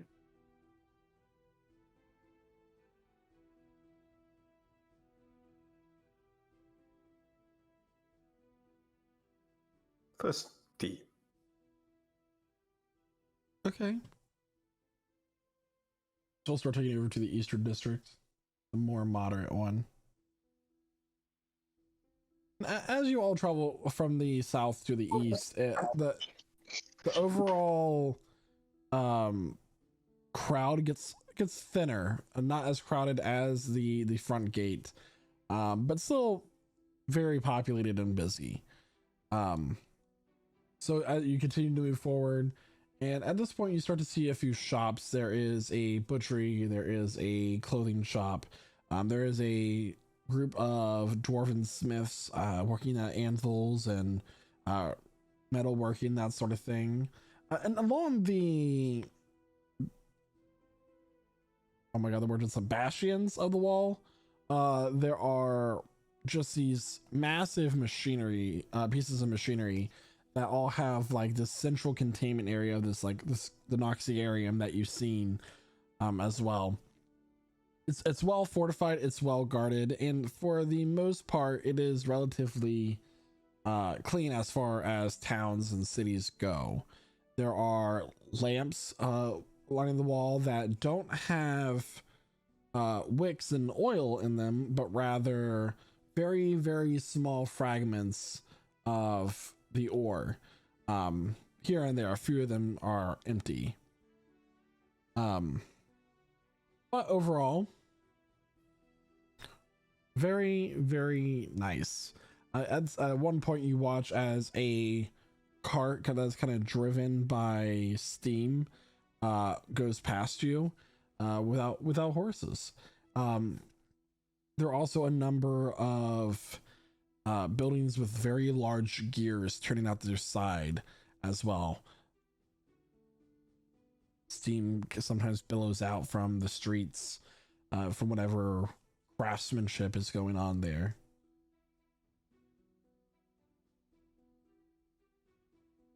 You'll find that Vernaria is the most advanced city on the continent as well.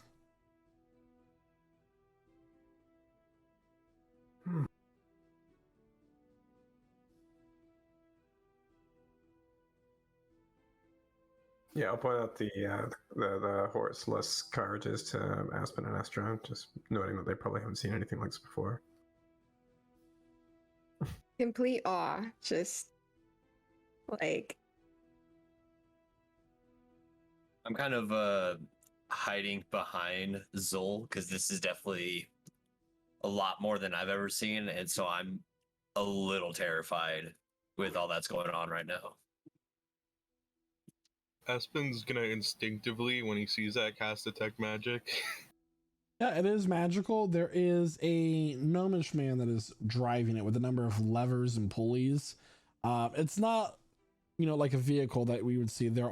He's controlling it with two levers, but there is a magical element to it. Mostly in this containment area that you see in some of the machines of war along the walls. Hmm. It looks like they're pushing their carts with magic. That's incredible. Maybe we could replicate that at home. Maybe. But it would require the ore. We can take that home too.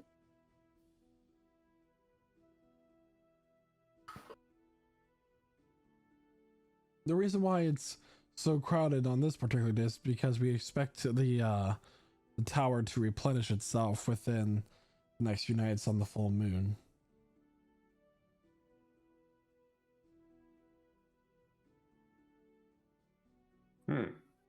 How long until the next full moon this time? It'll be in 2 nights.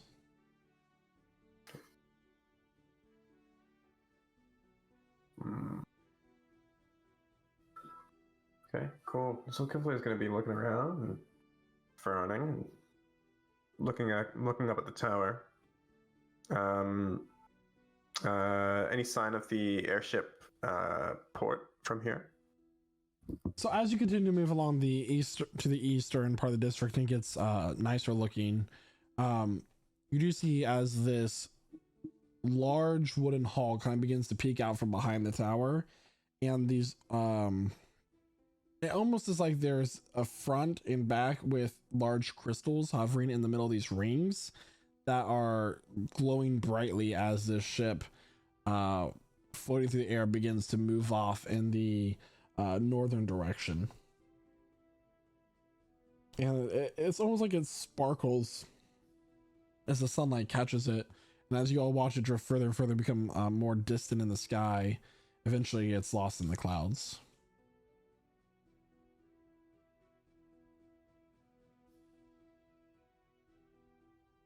And that would probably be the only one that's gonna fly out this week. It's interesting to see them when they're not in on the ground in a pile. The wreck. That happened a while ago. First time in a while, actually.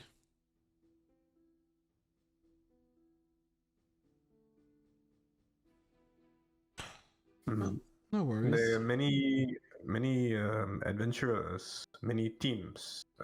They all go inside the tower. How many come back? It depends on how skilled they are and how greedy they get, I guess. Some know their limits. Others push themselves deeper and deeper into the tower. And eventually they get closed off and we don't hear back from them.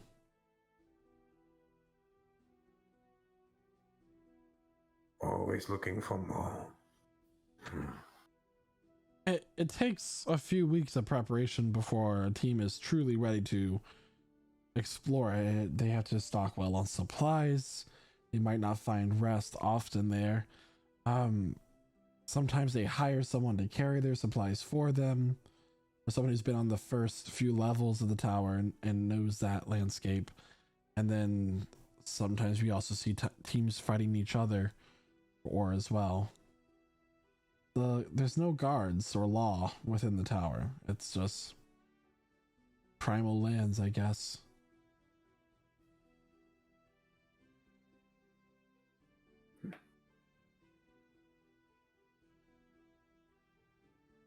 Where you consider dwelling? Maybe. 2 nights, huh? Until it replenishes, yeah. The full moon will be at the central part of the sky right above the tower, and it's quite beautiful to see. But the monsters do come back. And the Noxiarium as well. But lately we've seen them more aggressive in the tower.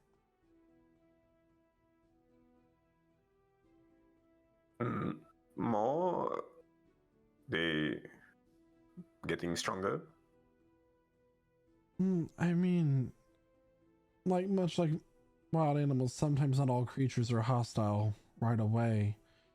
It seems like many of the beasts that are within the tower are more aggressive, and the more dangerous ones are closer to the surface than they have been in the past.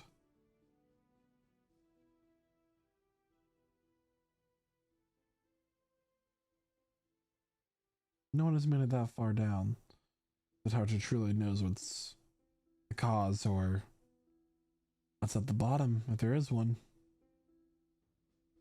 You see, some of the guilds, Aberlost in particular, has tried to dig beneath the earth near the tower, but they never find the walls or the floors beneath the earth.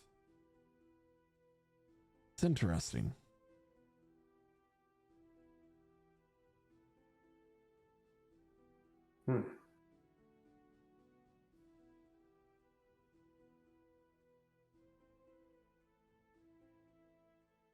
Cool. I'll roll that around in my head and I'll think about it. We're kind of in a market area, are we not? Yep. This one seems to be more focused on hospitality.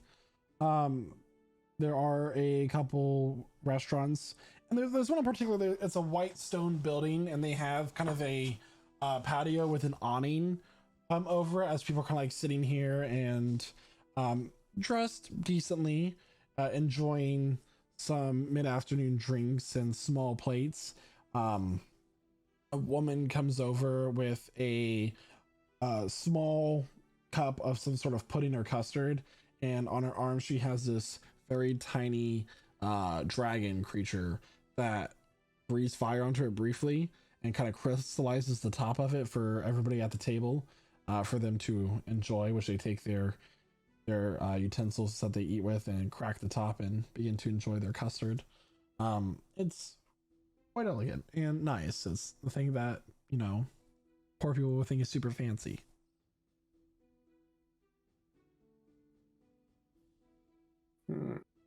Trendy. It's a trendy place. Any pastries or custards or anything like that at any stalls? There are a few stalls, but this is less of a market stall area and more like an establishment. Oh, I see. Okay. Cool. There is a bakery across the street. They have glass windows with kind of their display case there. There is a tiny bun that has like 2 ears on it, and its face looks kind of like a cat. And as you walk by it, it like winks at you.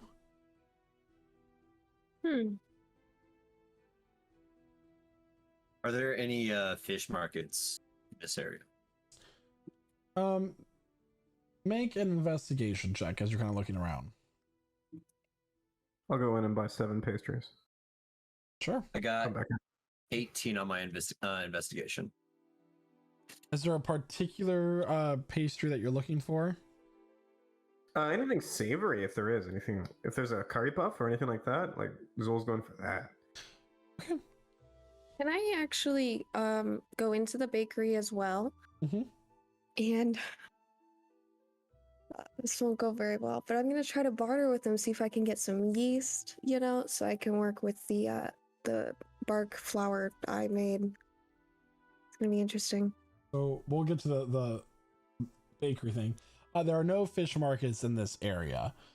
Fish markets tend to be more isolated towards poor areas in the city in particular. And this is all the tour guide that's explaining this, but it's due to the smell, so they're not wanting to be kept around places that have like outdoor dining, that sort of thing.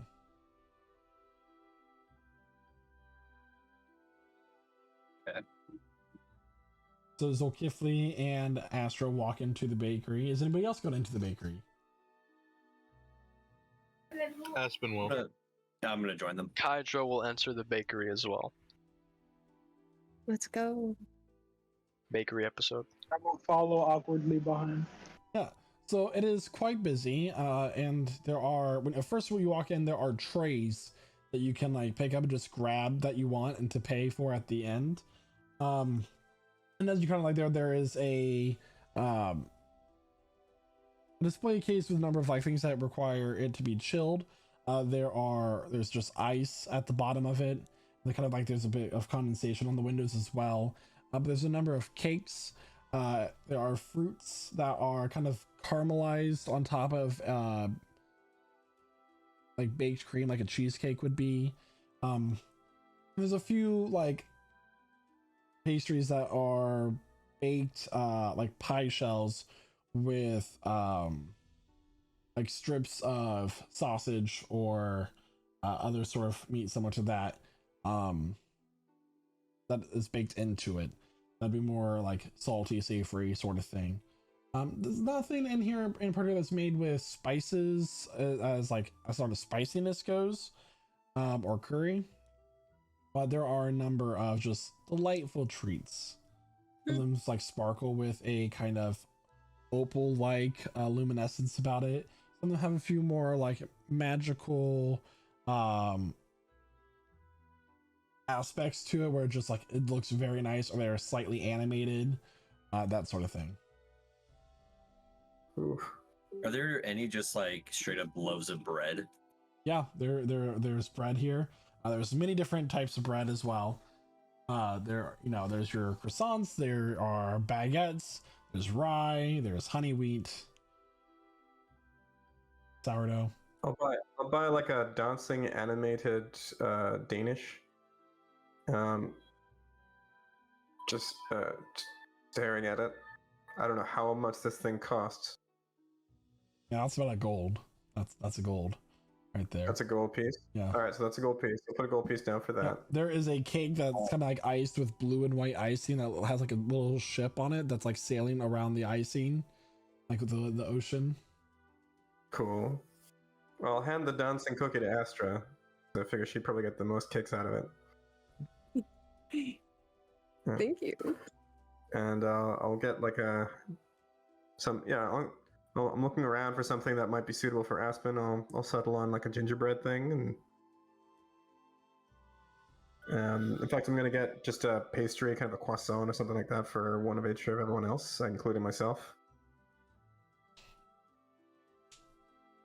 Yeah, so Maybe something a number of treats that are suiting your personality, your various personalities are bought, and I'll say in total it's about 4 gold, as this is specialty stuff.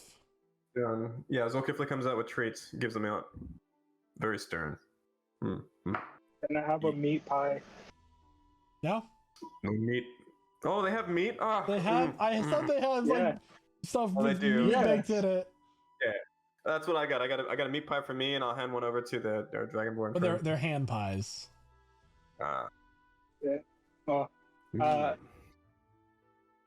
I take it and instead of eating it, I put it near my mouth, and a dark mist comes out of it and envelops it. And when it goes back in, the pie is gone. You hear a very very soft scream as that happens. I kind of like look at him a little bit oddly, and then I look at my meat pie, and I like almost like lose my appetite a little bit. Like I'm a little like nervous because I don't know what I just witnessed. So I'm It's just me eating. You don't have to be so worried. and I kind of just like peck at my meat pie a little bit. I guess we'll head over to the tavern at this time. They did have Makes like, you more comfortable. I can put it in my mouth before I do that. I'm sorry, what was that, Astra? were they selling like yeast and whatnot Right. to actually culminate it? They had no interest in your bartering. Ah, But you have money that you can buy baking ingredients with.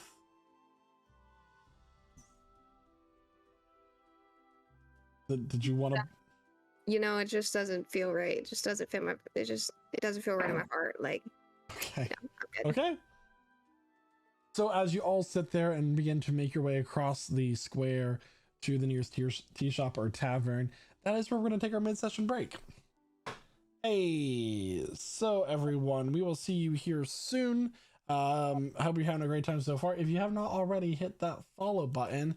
And And if you're just now joining us a little bit late to the session, fear not, because Noah here has some more information of how you can get caught up. Well, as it turns out, we have ourselves a YouTube channel. Just go on over to Prestige Encounters at YouTube. I think that's just the website, Prestige Encounters dot YouTube or something like that. At the very least, Google will take you there. Or one of the links in chat. But in fact, we have not just all the episodes from this campaign so far, but also the last campaign as well. This must be campaign 2. Not to mention any of our one-shots, which we do on the regular as well. Do come and catch those, or come play them as well. You can also catch us as a podcast. Hello to our listeners out there, wherever it is you get your podcasts. And come join us on Discord if you like. We're always looking for guests. Thank you so much, Noah, for those wonderful reminders. So everybody will be back here in about 20 minutes. We will see you soon. And we do have a few messages for you here as well. So until then, and welcome back, everyone. Welcome back, everybody. Before we continue into the session, don't forget that we are sponsored by HelloFresh. For just a few more days, you can use the our link, which you can use !HelloFresh in chat right now for that link if we can get that in. Thank you so much, Noah.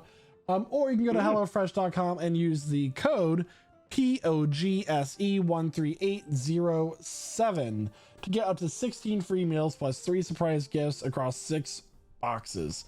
If you do it just for the first week, you get 55% off plus free shipping, and you can get meals for like $4 a meal, which is an amazing deal. It's amazing. The food is delicious, and it's as cheap as McDonald's, but it's way better than McDonald's. Get it. Just try it for the first week. It's fantastic. Also, we're totally doing cooking strings now. We're totally doing cooking streams. Scam them and take a week's worth of free food. I actually am streaming one of the meals I'm making tomorrow. So What are you making tomorrow? Ooh, I'm making honey buffalo pork chops with a kale salad and carrots. Damn, that sounds good. pretty awesome, man. Yeah. It's Always really love good. kale. It's really good. Anyway, so as you all make your way across the market square, you come up to a tavern. Your guide, Elira, is gonna let you say, I appreciate the payment of 1 gold, by the way. However, I must return back to the gate as I have a job to do, and I have gone well past my time for any client. So she'll leave. And you're left here in front of a tavern that's made of gray stone, a little bit of granite along the side for decoration. Nice wooden frame along the front, and it does have a outdoor area as well. There are sounds of music and merriment and conversation that is pretty hard not to hear from the outside. What would you like to do? We're going in. Find a table. Yeah, that's what we're gonna do. All right. So you walk in. The establishment is nice. There is a chandelier, more like a hanging candelabra if you think about it. In the center of the room with just tables circled about it. There is a stage where a number of people are playing instruments. As some people are up dancing. There is a bar on one side with about 3 bartenders about it, and a number of staff walking around serving tables as well.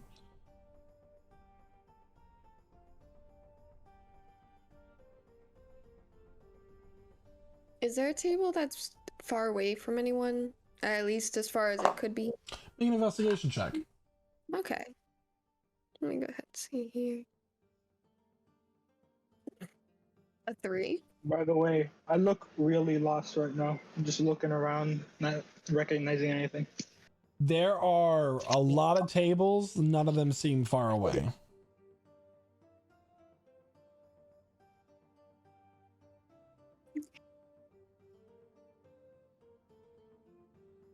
kind of in the same boat as Kev though, looking very lost right now. So I'm gonna be sticking very close by with Astra as she looks for a table.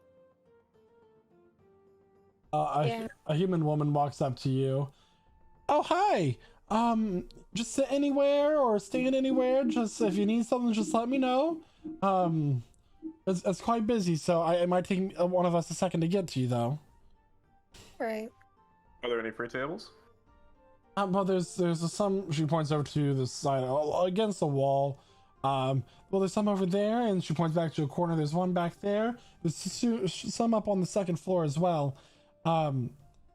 So just find a place, and we'll be over. Let's go to the second floor. That sounds fun. I'm gonna Read my mind on that one. Yeah. So yeah, well, we'll push on up, find a space to sit downstairs, upstairs on the second floor. Okay. Yeah. Excuse me. In fact, More specifically, is there a little bit more tucked away spot in the upstairs area as opposed to the downstairs? The upstairs is a little bit less busy. There are a few people that are like kind of sitting on the floor, their legs hanging over the side of the balcony, kind of like looking down and like enjoying the music. There is a table like back in the corner, kind of far away from everything, here on the second floor.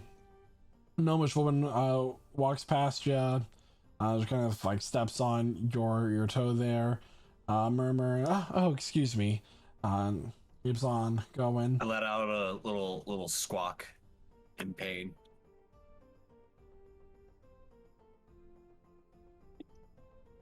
I'll signal for some hot water. Water. Hot. Oh, okay. Well, Interesting choice. the same staff worker that originally greeted you walks away. I'm going to start preparing tea mixes. If you'd like, your own prepared, just let me know. And while I'm just mixing all of those, I'm going to turn to our dragonborn friends and inquire again. Have we earned your name yet? Well, you haven't killed me yet. So Is that all it took? Let's see what sometimes you don't need that much. Mhm. I'll allow my first name for now. My clan name isn't something I should give out. My name is Sinalot. Sinalot. I'm not from around here. Interesting. Well, what would you like to drink? What kind of flavors do you enjoy?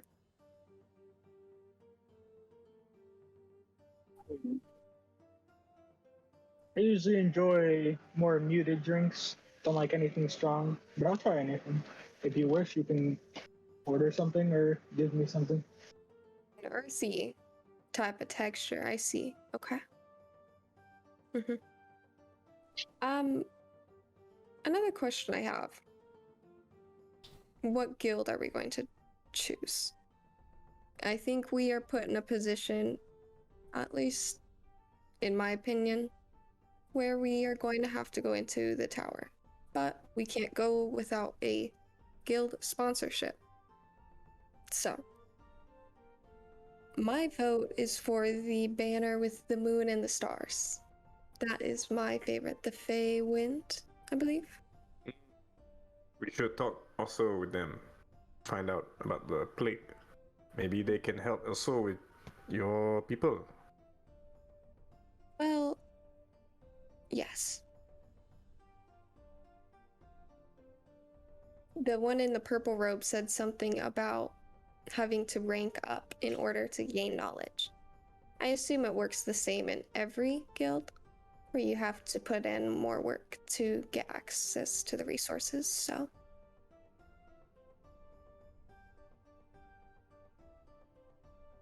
I have no qualms with any guild. I'll follow along.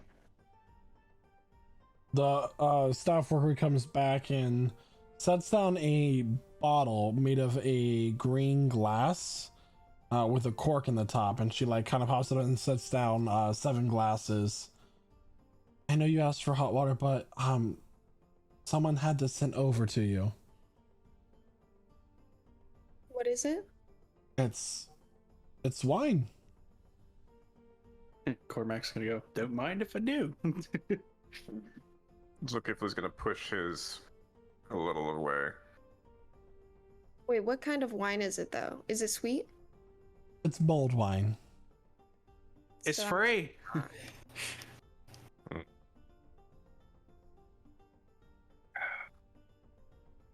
Take a little sip, and it's not quite to my taste, and so I put it back on the down on the table and just ignore it.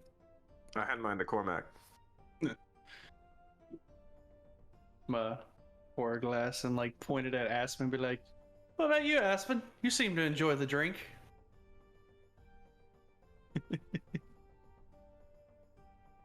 I'm sorry, what was that?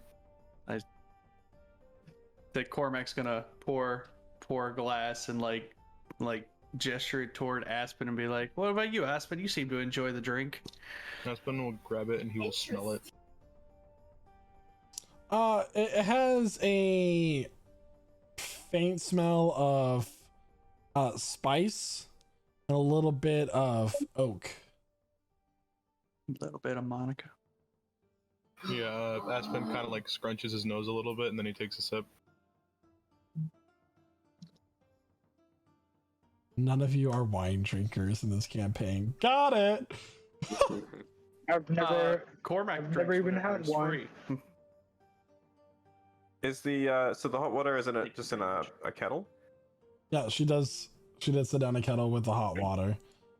Who sent the wine? Well, about that, he would actually like for you to all to join him at his table downstairs. He said he saw you come in, and apparently you did his guild a service earlier.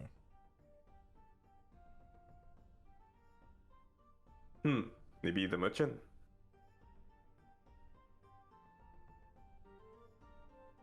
That would be curious.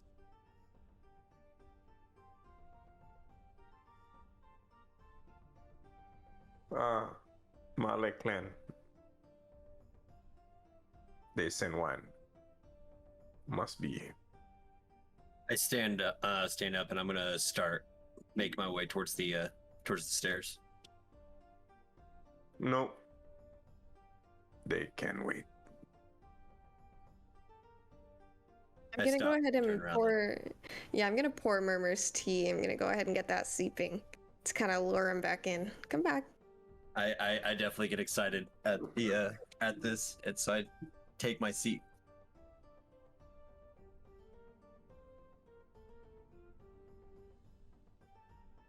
I'm gonna look curiously at the tea and sniff it. Yes, everyone has received their tea, by the way. Y'all's Hmm. tea is seeped. Bring it to my lips. Mmm. Sinala is trying to figure out how to drink it as he has no lips. So just kind of like opens his mouth and like puts it in sideways from the side of his. You're so weird, man. Dry lip having ass. Don't lick them now. I'll look at Murmur and just sit. Lazat. And then I look back, Lazat.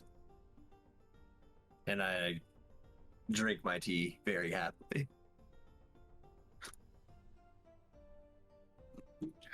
Is And, Go ahead. While we're drinking the tea, in the voice of the second guild there, I say, Everlost Guild.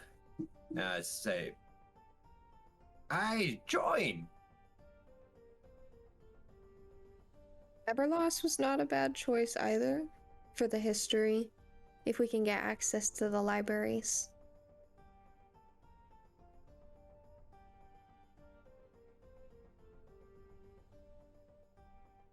So, do you guys plan to split up then? Or Maybe both.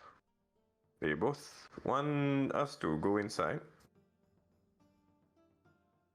Maybe we say we go for both. Maybe we or don't. both sides, I guess. Well, there's more than two sides, but still. I kind of nod my head very sharply with two guilds kind of idea that's going on.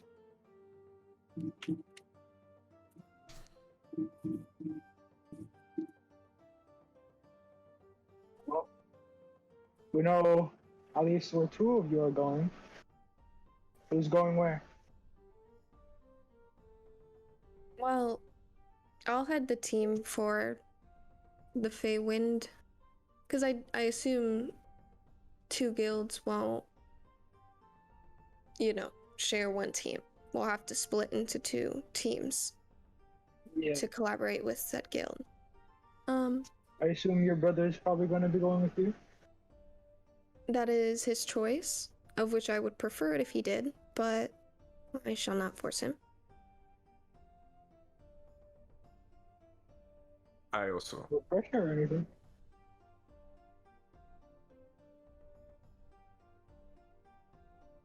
We'll look over the banister down at the ground floor. Are there any wealthy-looking gentlemen down there looking expectantly up at us? Make an insight check. Okay. I do mean insight this time, not investigation. Okay, 6. 6? Really crowded, hard to say. Hmm. I'll just wave at someone. Drunken gnome looks at you, goes, waves back.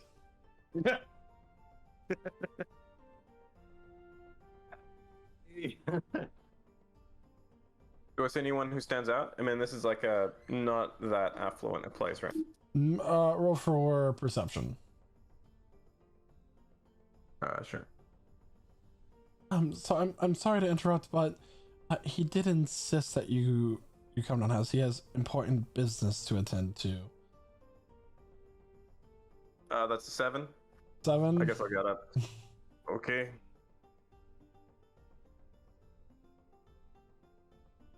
So are you all going down? Yeah. we Yeah, can I'm gonna continue finish the up my tea convo and later. Yeah, I finished my tea like 2 minutes ago. Take forward all of that at the same time. At this point, Cormac has ditched the glass, and since he's the only one drinking the wine, he's just taking swigs from the bottle itself. At this point, Nazmir asks for another glass. Oh, okay. I'm gonna go ahead and I figured Nazmir would slide go. my my glass that I took only one sip out of towards Nazmir. Thought he'd go to his headquarters. So coming down the stairs, you're actually led through the crowd into a door. He's in his private room. That's why we couldn't find him. What, you see Snape? By the way, I haven't given the cup back. I'm just walking around with it, like fiddling with it in my hand. He wants to be discreet, so if you could just... My goodness. I'm just gonna walk in there. We're just time to introduce ourselves. Put your smiles on, everybody. Yeah, I'll go on. I'll So- follow I suit. don't have one. Walking into the room, there is a swivel chair with its back turned to on the other side of a desk. As you all kind of walk in, the door closes behind you, and kind of on behind the door is a armored dwarf. And then he closes the door as you all walk in, and he kind of steps between you all and the door. And the chair I look swivels. back at him and say, "How cliche." The chair does swivel around. I apologize for the security measures, as I plan on being discreet about this. Sitting before you is a dwarf with black hair, but the top of his head is bald. He has a very long beard with braids and silver bands in it.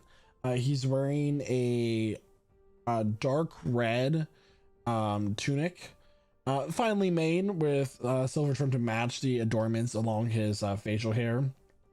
He does have 2 silver rings pierced into each ear, and just like these very bright blue eyes, and just a wrinkled face along his eyes and the corners of his mouth. I apologize if I gave you if I startled you all with this, but allow me to introduce myself. I am the guildmaster of Marley. My name is Kaistan Flaskmaster. I'm Astra. We are the Seekers. We're I'm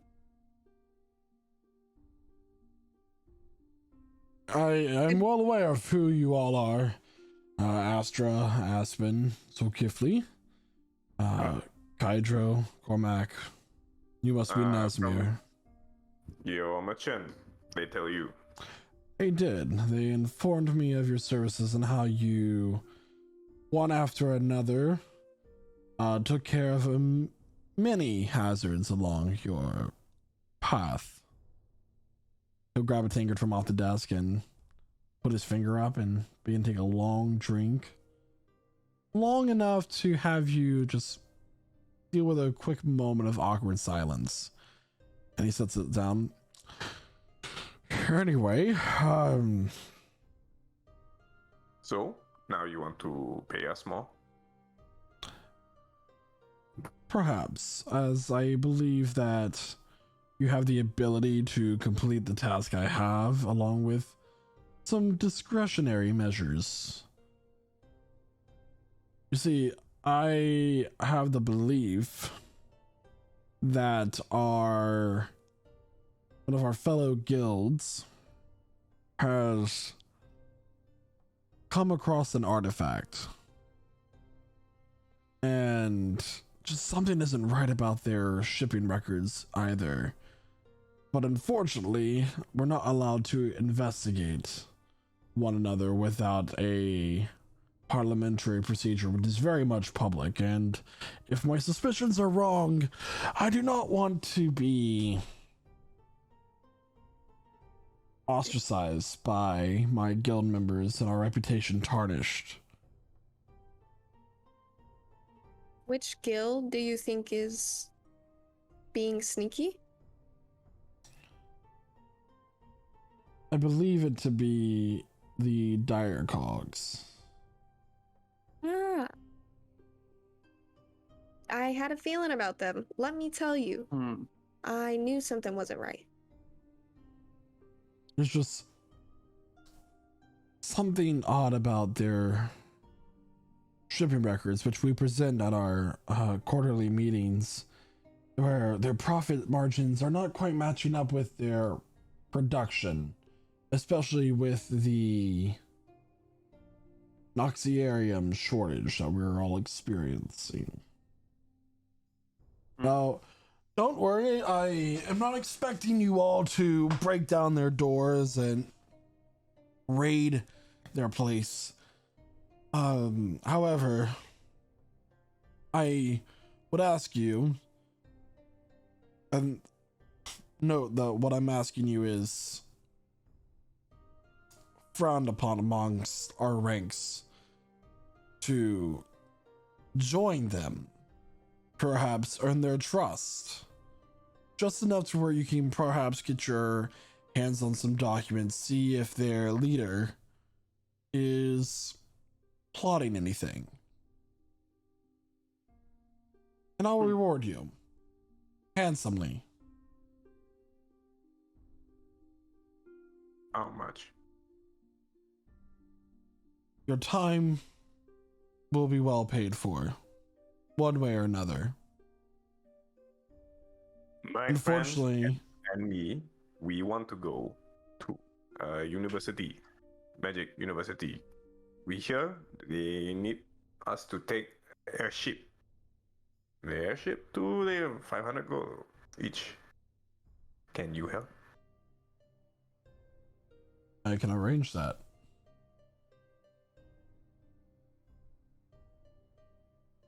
Now, this might take some time, as you will have to explore a few floors of the tower to gain their trust and earn them a bit of coin in the process. But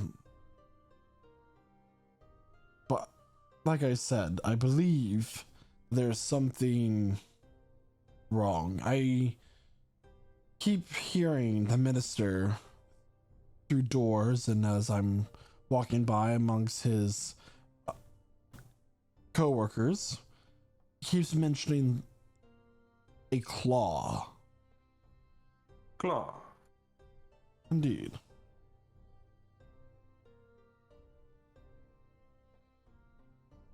And that is all I know. Well, What did you say his name was? Of who? The minister or the guy you're talking to now? The guy we're talking to now. Kaistan Flaskmaster. Blastmaster. Okay, I was just making sure I got that right. Well, Mr. Blastmaster, it would appear our paths have crossed at a perfect time. Now, I will warn you that if done properly, you will not gain any reputation from this job. As I stated, it must be discretionary. I will get you your ship. I will get you to your destination. And have an additional reward on top of that of your choosing. I just do not want a quarrel with Minister Dejian to be public.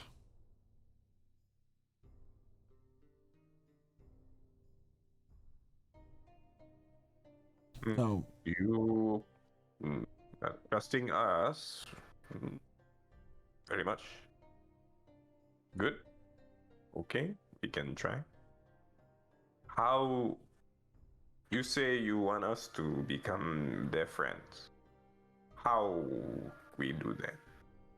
What will make them want to be our friend?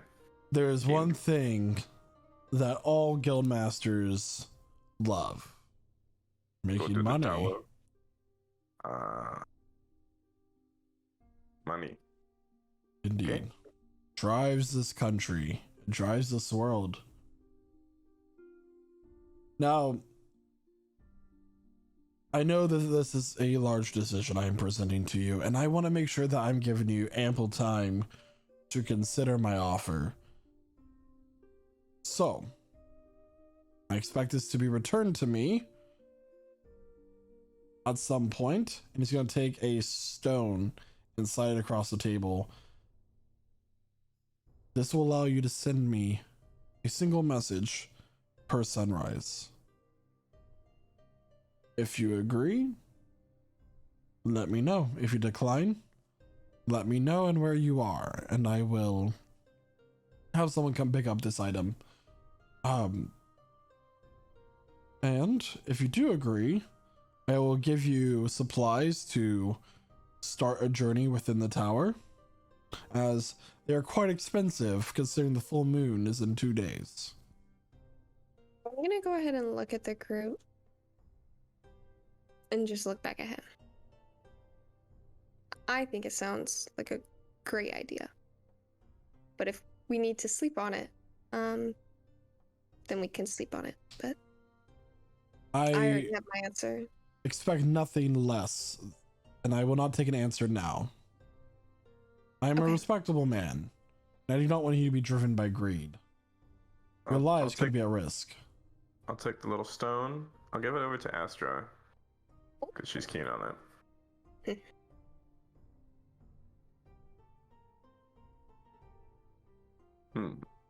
Okay. We tell you. For now, we talk. Thank you. And Kaizen. And if you don't mind, if you could exit out this way, he's going to press a button on his desk, and a bookcase is going to slide to the side. It's a back entrance of sorts. Huh? Ayo. Yun ati upstairs. Don't worry, it'll take you back up to the balcony. None will be the wiser. Go through the book exit. Very well. She's just gonna start crawling up through there. Yeah, shuffle my way out. As everyone else is leaving, just before Cormac leaves, he wants to say, Mr. Flaskmaster, I do have a Guildmaster, by the way. My apologies, Guildmaster. I do have one question for you. What's that? Well, a particular job such as this would require a certain set of special tools, and I was just curious where one may procure this special set around these parts. And what kind of tool set is that, Cormac? Just your typical things for getting other people's stuff for other people, lockpicks as such. I believe one of your party members may have a strong connection to the underground within this city where such tools may be easily acquired. I've done my extensive research on all of you. What is known, some of you are much more harder to find information on, but you, such as yourself and Hydro, easily done. Is that right? And what is it you think you know about me? Enough. Good day. Good day, good master. I'm gonna walk out. The bookcase will slide behind you. And as you all are making your way up this very small spiral staircase, the wall behind a just with the sink attached actually slides to the side, and you all find yourself in a very cramped single person bathroom upstairs. Oh, Yeah, this is awkward. totally discreet. By the way, we got a good look at him, right?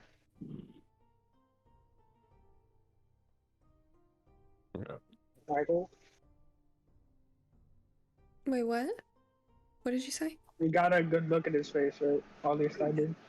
Oh yeah. Gonna push your way out.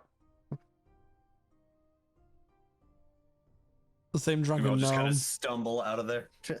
The same drunken gnome that was waved back at you. Zuki was sitting there next to the door, doing a little dance. He goes, "Oh my god, finally! I don't want to know what was going on in there. Just move!" Rushes in there and slams the door behind him. Ah. Interesting. Okay. I'm gonna take my seat again.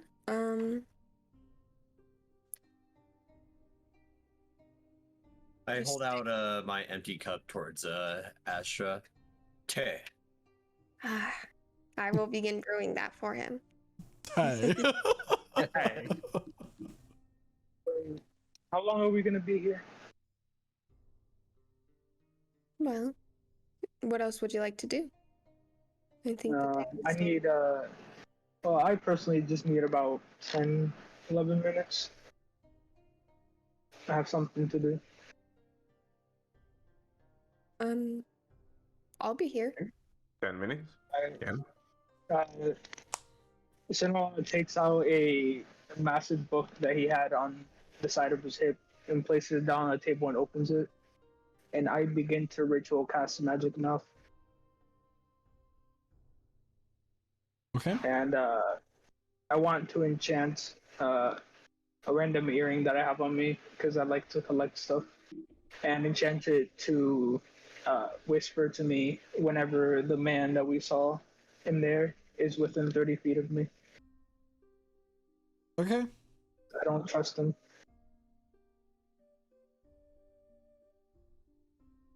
And that is it. Mouse.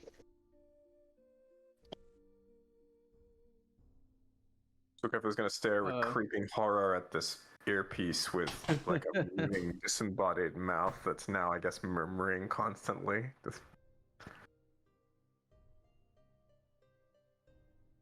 It is 25. Yeah, 30 feet.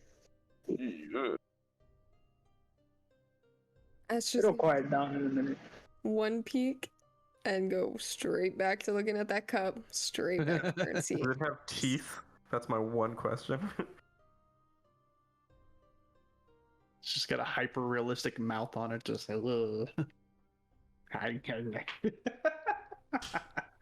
It's like the annoying orange kind of facial edit.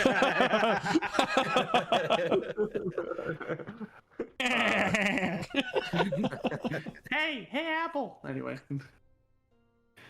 Cormac wants to lean over to Kydro and kind of whisper to him, be like, "Hey, Kydro.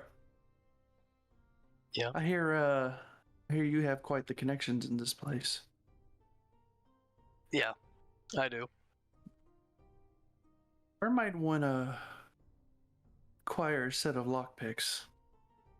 Oh, I think I know a place. I don't know if we could go with everybody else though. It's the thing. Maybe later, after everyone's gone off to bed. Yeah, that sounds good too.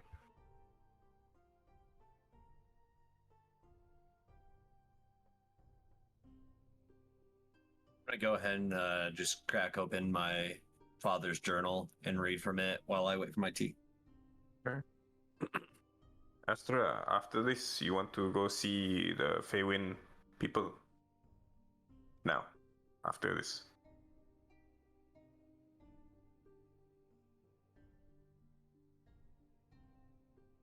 This table's turning into a reading club. Speaking of which, since Aspen sees all the bookworms getting their books out, he's gonna take out his journal and start scribbling a picture of what he remembers the doctor to look like from that village. I'm going to watch Aspen do this, and at some point within his drawing, I'm gonna interrupt. I'm gonna ask, can I take a look at one of the recipes you have in here? When you're finished. I'm assuming for potions. Yes, I found some mushrooms that you taught me about, so I kind of wanted to review your notes. Roll for deception.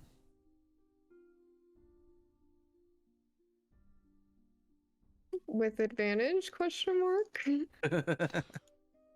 No. Oh, 5. Oh, She's lying to you, Aspen. Last time I checked, you were pretty good at remembering those.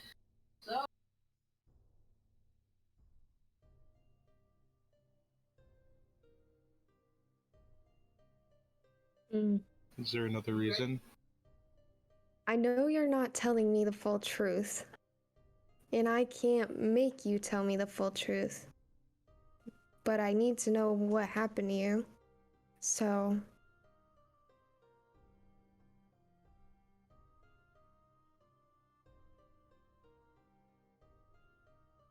You nervous? Aspen just kind of like rubs his hand on the back of his neck. I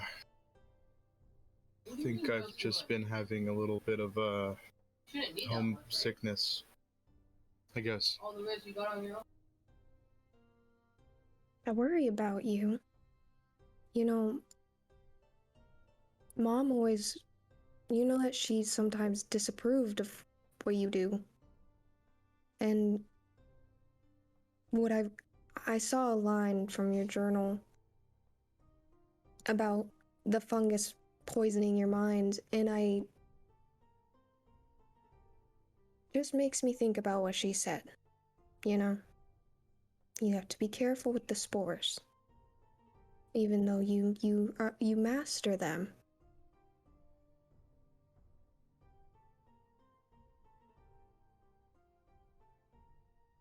Did you run into a new mushroom? Do you think that is affecting you? That might be it. Hmm. All right, Michael, do I have to roll deception for any of these? Please. Go ahead. All right.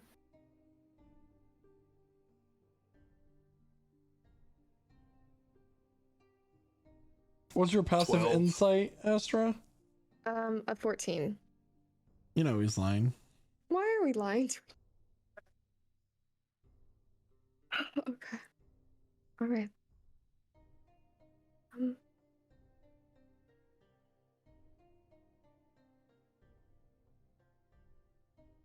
I'll just go ahead and make more tea for him.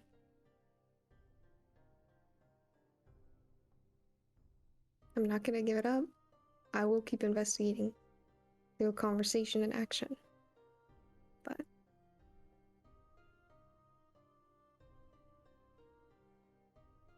Okay. Can I roll a perception to see if I overhear any of this or this interaction? Are you guys trying to like keep it between you two because you're all sitting at a table together? well, yeah, Yeah, I'm just whispering to him at the corner. Go ahead and roll perception. I got a 23. Yeah, you overhear this. Okay.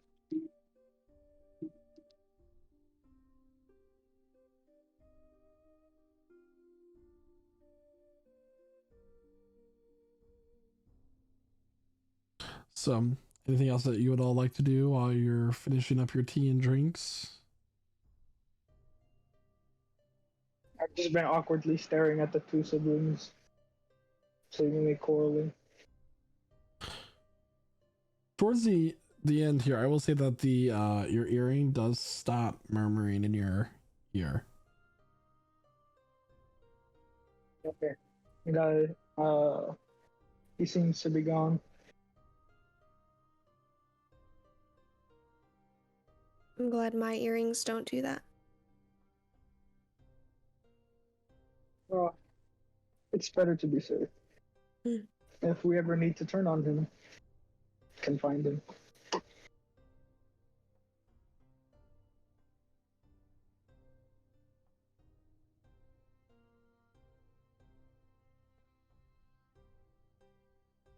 What are we doing for lodging tonight?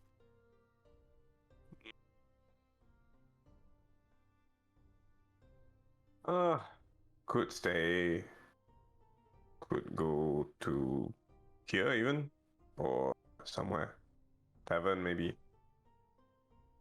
We have gold. We can buy a room. You know I Always don't is mind gonna sleep checking out my outside. city. But it's more time efficient, perhaps, to be in the city. It took so long to get here.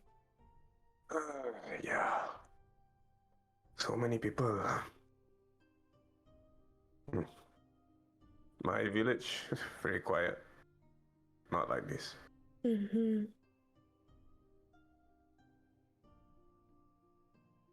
About what time of day are we looking at, or is it looking like right now? So it is about mid-afternoon. You guys have been here for a few hours. Okay. You want to visit with the Fey Wind today? I do. Okay. I don't know about the rest of you, but I've already made my decisions in these courts. Though I do think Nazmir would be a great candidate for the Dire Cogs. So He is their friend also. it's the same type of what would you call that? Field? like building things, you know? Expertise. He's already Well, he already expressed his interest in quote unquote taking what's theirs from them. I'll look over at Nazmir, and I suppose he's just a little drunk right now because he's not saying anything. It's very quiet, almost like he's not even there. Is he really? That's crazy. Yeah. Lost in thought, poor guy. Yeah, gone. Well, yeah. We can go ahead and head over there. I'm finished with tea. Ken, I'll stand up. Have we decided who's going where yet? I'll go. You go. What was the other name? Well, What was the other guild that we're talking about? we're looking at 3. We're looking at the Feywind, the Eberloss, and Direcock. I'm most likely going with the Kenku to the Everlost. Okay. That makes sense for y'all. Little Ravenclaw moment.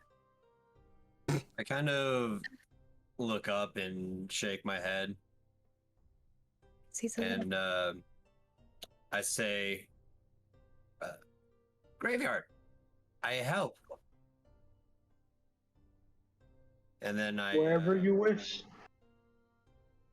I grab my amulet that I have. It's with a candlestick and a circle around it. And personal, father. You go because of your father. Okay. You come back here when you finish. Ken. You wish to go alone.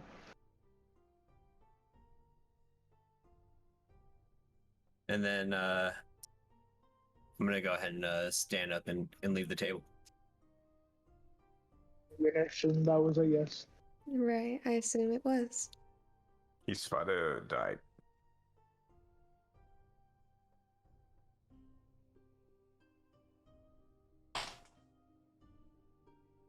Human father also. Maybe the mother was a bird or something. I'd rather not pry.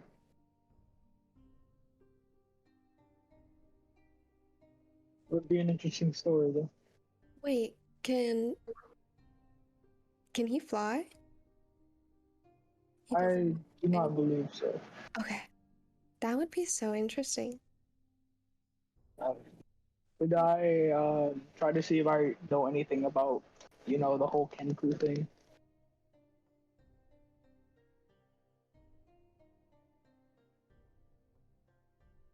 I'll look at Astra and just. Can you fly also yet? Still Not yet. learning. Yeah, it's very complicated because basically, not to bore you, but especially with birds, because the bone density is so different. The birds have such light bones, some of them. It's a much more advanced form of transformation.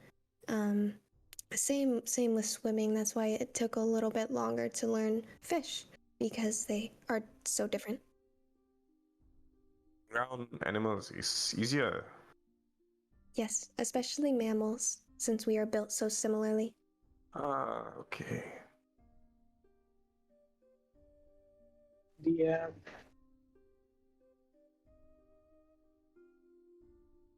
Is he here? Murmur left. Yes. I believe our friend here is trying to recall information about Kenku. Yeah. So everyone, we'll actually take a 5-minute break real fast. Just give us one moment and we'll be right back. Thanks. So sorry about that, everybody, and we are back. So go ahead and roll a nature check for your Kenku check.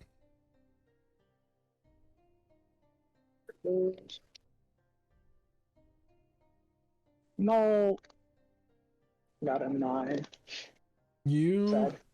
know that they can't form their own sentences. They have to recall on memory and mimicry, but outside of that, not much is known.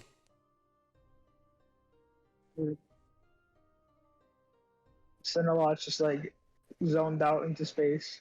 He looks like he's trying to think of something but failing horribly.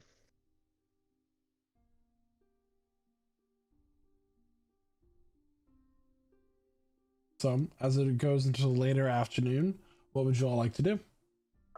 Exit the tavern and start heading towards the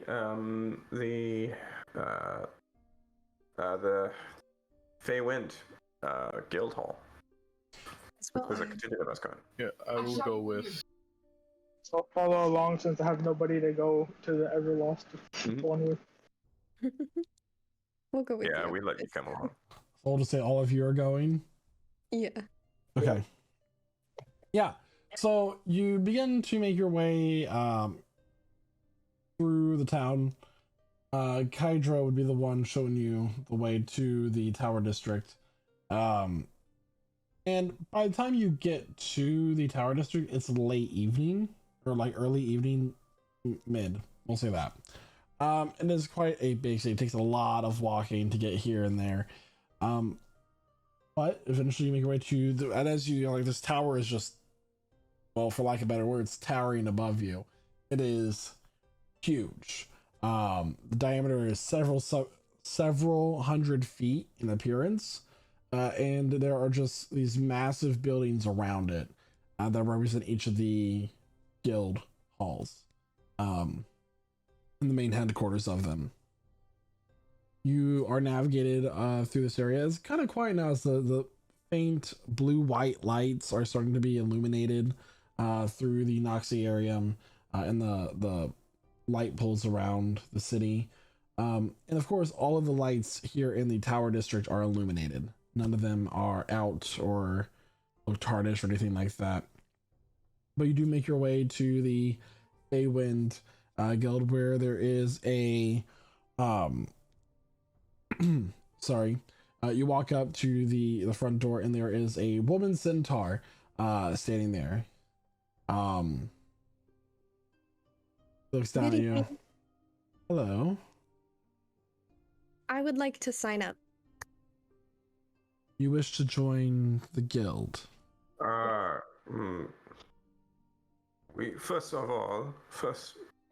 We came across a village.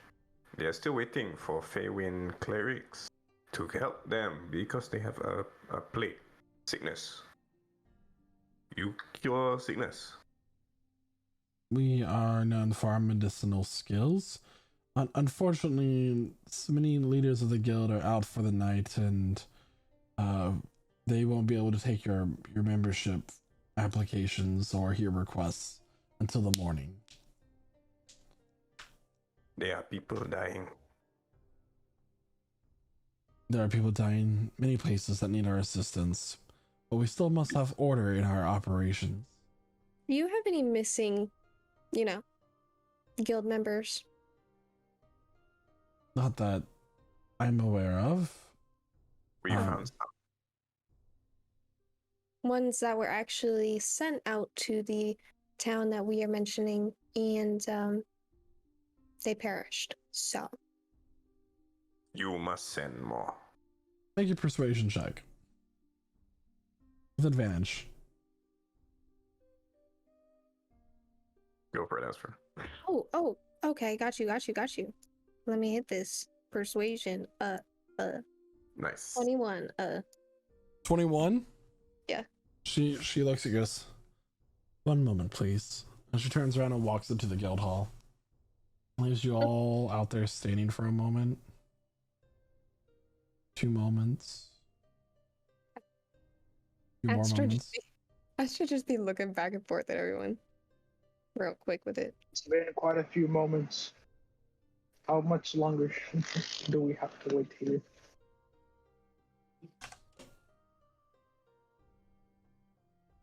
Eventually, the door opens up again, and a older, when I say older, like old gnomish woman walks out, holding, using a cane,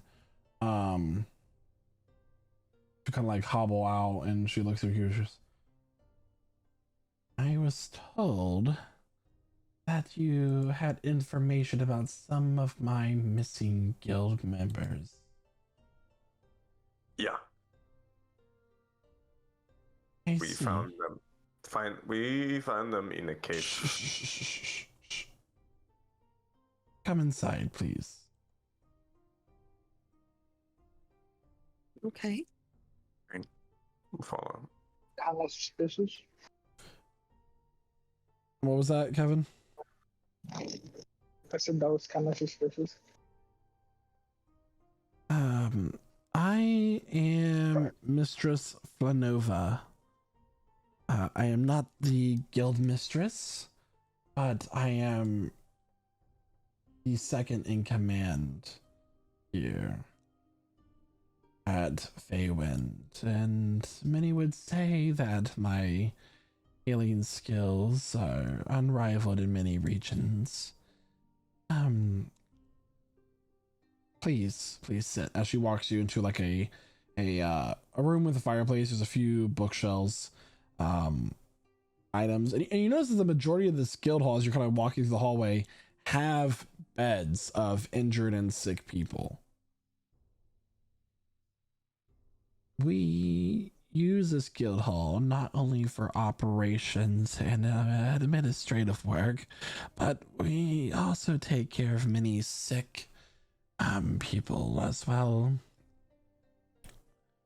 I will let you know, as you appear to be adventurers with your unruliness and showing up in the middle of the night, that we do not offer resurrection services, as that seems to be a lot more difficult to negotiate with one of the members of the order these days. Who do we go to for a resurrection? You need to find someone with the skills and can persuade the gatekeeper to allow the soul to pass back. We are not asking for that. We're asking.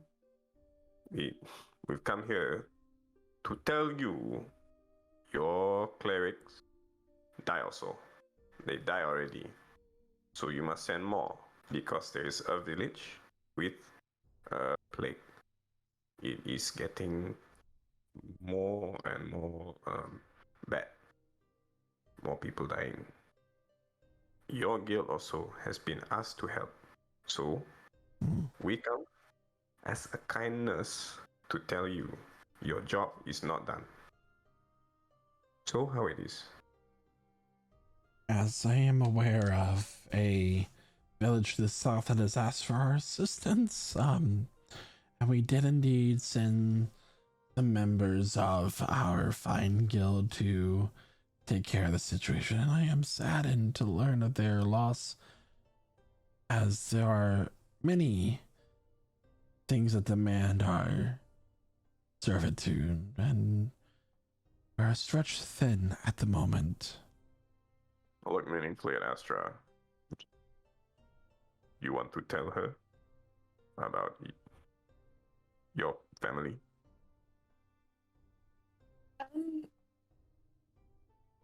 Well, it's complicated, but my family has been consumed by this fungus.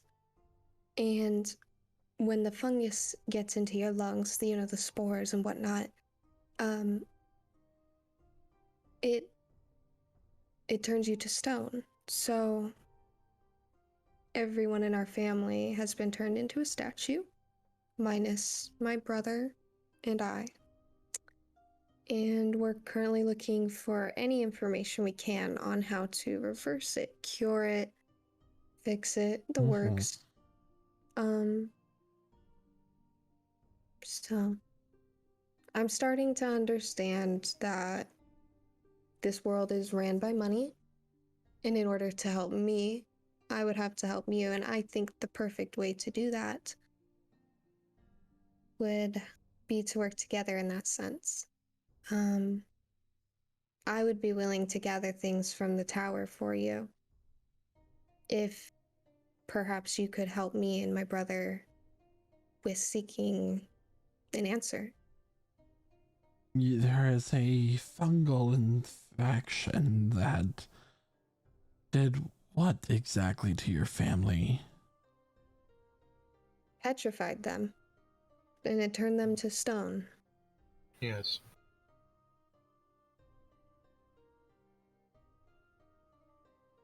I see.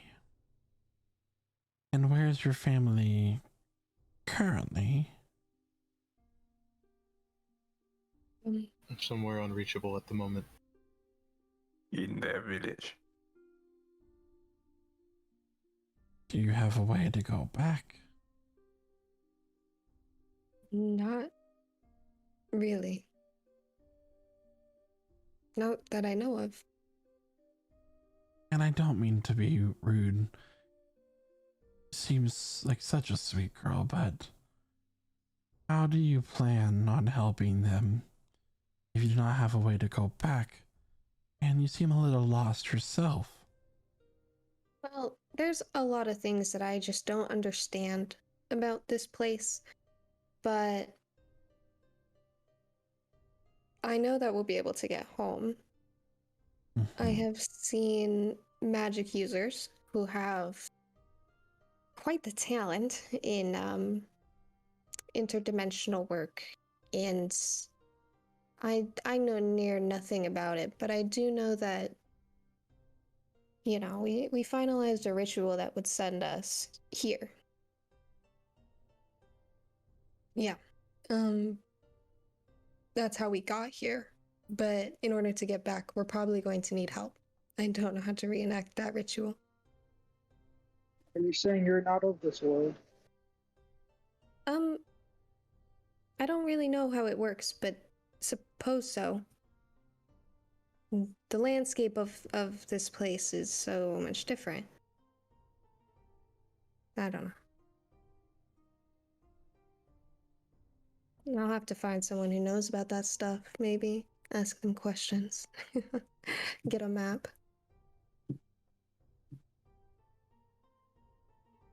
A fungus that turns one to stone. It's very similar to a creature I'm aware of. Petrification is something that's not uncommon amongst some beasts in this world. You know of a fungal creature that turns people to stone? Not a fungal creature. Fungal. I'm gonna roll a check for her. Ooh, the emerald. Many cursed ailments. One moment. She's gonna walk over to a bookshelf.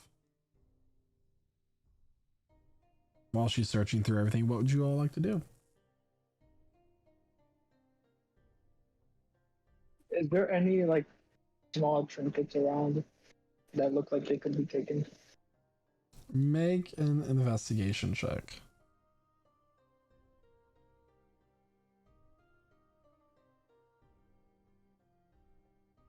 No. 11. Oh, 8. That's a sick roll. Hey, nothing that you would trust yourself to take at this moment in time. Yeah. I look around kind of disappointed. My dear, and you handsome young man, she'll point to Aspen. Come here for a moment.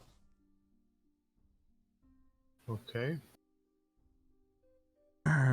If you look here, I don't have a cure, nor do I have a direct cause. But if we look here, she'll start showing you a book.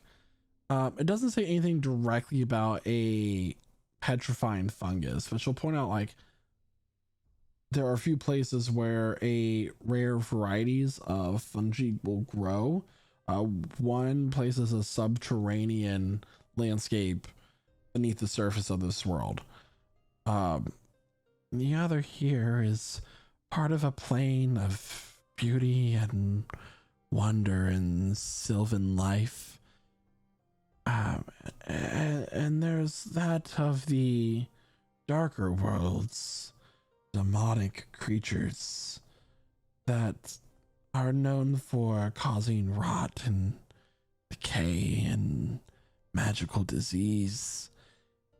This particular one is the mistress, the ruler of rot, the Beldonea. How do you spell that? Beldonea. Beldonea. She is a ruler of a dark world and is known for causing magical disease, that sort of thing. Of course, you have the Sylvan Lands that I find might be very similar to the world that you live in, or came from, rather, where rare fungi might grow, or the subterranean lands. All dangerous. I believe all might be out of your skill for the moment. Perhaps. Sounds intimidating. But that mistress of rot that you're talking about, is she contactable? Trust me, only the most mad of magic casters dare try to reach out to a lord, a demon lord. I see. Demon Lord. Perhaps we could find one. I'm gonna look at Zwikibly. We could Sure. find someone who would talk to her and inquire. Not a good idea. You don't think so? No. I don't think so either. Interesting points. Those are levels that we are not anywhere near reaching. I would rather not get on the bad side of someone so powerful. There's might be a way for you to travel beyond this world. Some magic casters through history are known to travel from one plane to another. There's even the talks of an artifact that's out there that can tear fabrics in reality and change it around you. It's a claw of some sorts. But Claw? that is all the knowledge I have, unfortunately.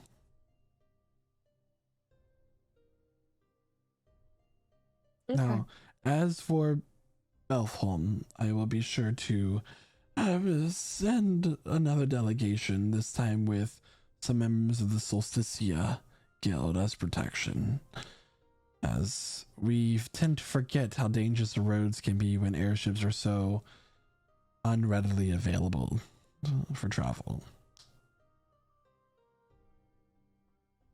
Oh, thank you for that. My dear, a conversation with someone as sweet as you is always a pleasure. And for my inquiry about joining the guild, we could have Now, plenty more conversation. we could. It is a big decision to join the guild. You are under contract. You may not join any other guild or work with another guild. Okay. Like a union, that makes sense. Would like you to speak to the guild mistress about such an undertaking. So if you still wish to join us, come back in the morning, not sunrise, and take this. And she'll scribble on a piece of parchment, roll it up, and stamp it with like this silvery teal wax seal. This will bring you with an appointment to the guild mistress in the morning, if you so choose to use it. Thank you very much. Asher's gonna store it very safely in one of her bags. Now, if you don't all mind, at my age, I try to be in bed by a strict 4 p.m. So. Oh, running late today. I see. Just a bit. We'll leave you be. Unless I'm gonna look at Aspen and everyone else. They have any questions, I suppose? No more. Okay. My mind is free of inquiry. Then inquire away. Well, I said free. I got none. Oh, you said full. My apologies. You speak so Cool. oddly some. I apologize. I am not used to speaking. Speak up, I have old ears. I am not used to speaking. Oh, you don't have to shout, okay? You know what? I speak in her mind. I tell her, I do not speak often. So it's just gonna turn around and leave the room. Nobody else heard that. I was just staring at her. I assume that means we can't sign you up for your guild as well. I'm It is sorry. probably too late. Yeah. Well, we should probably go find your friend. He probably doesn't know where we plan to take rest, since we also don't know.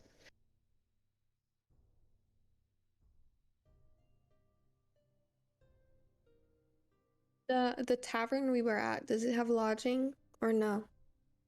That one did not. Okay.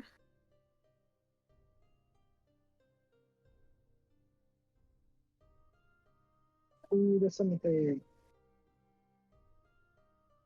Has our tour guide deserted us? I'm sorry, what was that, Noah? Has our tour guide deserted us? She left once you all went to what was it? The tavern, yeah. Okay. Late night tour guide. Come on. She did not want to do that job. I think we might have irritated her. Just Okay. Ah. Yeah. It's been long enough, I think. Maybe go to the bathhouse.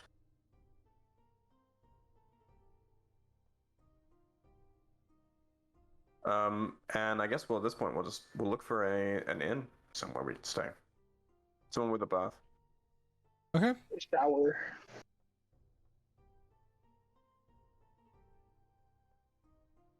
Yep.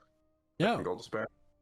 So close by, back towards the Eastern District, you do find a inn called the Nesting Griffin Inn.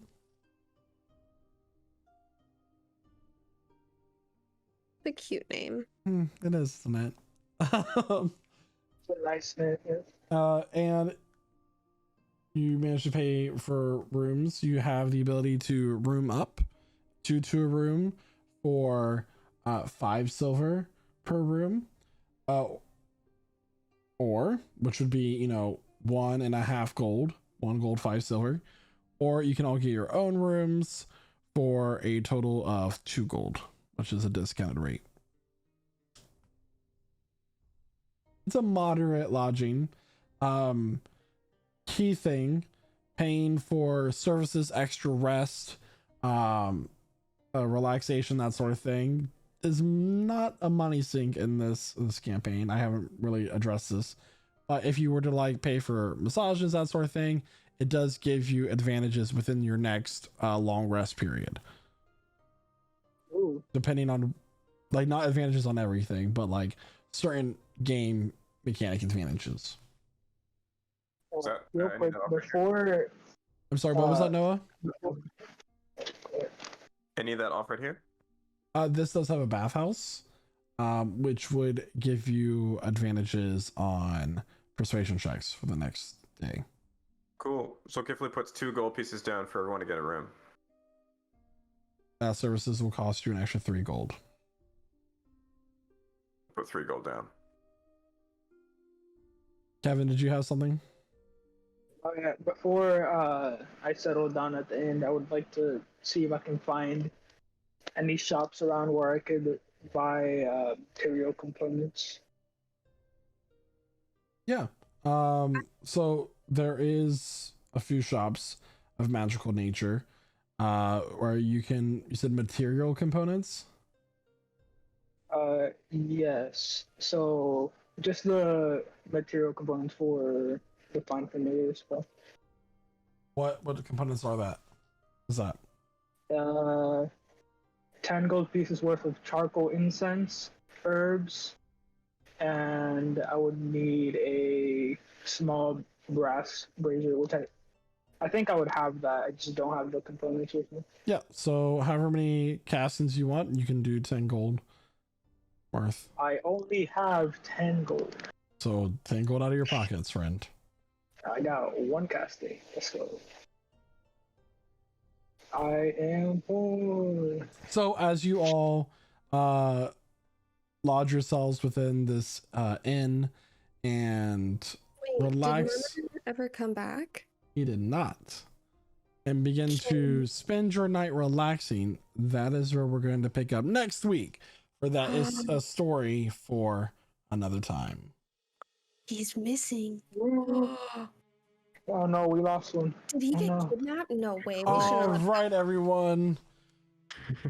So, thank you so much for tuning to our session tonight. A little bit of an early ending tonight, but still a great place to end our story. Don't forget to tune in next week here at twitch.tv/prestigegc at 8 p.m. Eastern Standard Time as we will continue our story. I would like to thank our guests for tuning into this the session with us today. Ed Sharon, aka Justin, will not be joining us next week in the session as his character has gone off and taken care of their own business. As for Kevin, we will see what's going on with their character. However, thank you to all of our cast members for joining us this evening. It is a joy playing with you each and every week. And I would like to start off by thanking Chloe, aka Astra, our Furbolg druid. Thank you. Not a lot to really say. I had a ton of fun. I'm loving having our guest players on. I think it adds so much new energy. It's really fun. It was really nice to play with you, Justin. You're always welcome back. I'm excited to see what you do, Kevin. So, yeah. That's about all I have. I'm gonna go ahead and pass it over to Justin, who plays Murmur, or played, who knows, who's our Kenku wizard. I would like to thank our sponsor, HelloFresh. Make sure you use the link in the chat here. One sec. Let me get this. I gotcha. Oh, I already got you. I'm ahead. Oof. Use the link right there, or use code POGSE13807 at checkout to get 16 free meals plus 3 prize gifts across your first 6 HelloFresh boxes with free shipping on your first box. So help support the channel, who allowed me to join them on this great adventure and get some HelloFresh. I just had some for dinner tonight. Chef's kiss. Mwah. So no, thank you, and thank you everybody. I definitely had a great time, and hopefully I'll be seeing you all again here soon. Sorry. I'm gonna pass it on to who's Jeremiah or Aspen, our Furbolg druid There you go. brother half. There we go. Those are words. Thank you so much. It's great having you. Yeah, this was a good session. I enjoyed the role play that happened. You know, lying and stuff. It's very healthy. But yeah, it was great. I cannot wait to see what lies within this city and within that tower. But yeah, regardless, thank everybody who tuned in for tuning in, and I will pass it over to Noah, aka Zolkifli, our human blood hunter. Oh, thank you. Hello, everyone. As always, a pleasure. Thank you for joining us for tonight. Thank you, Justin, for joining us as a guest. I loved meeting Rimmer, and I hope we get to see him again soon. Yeah, so wonderful.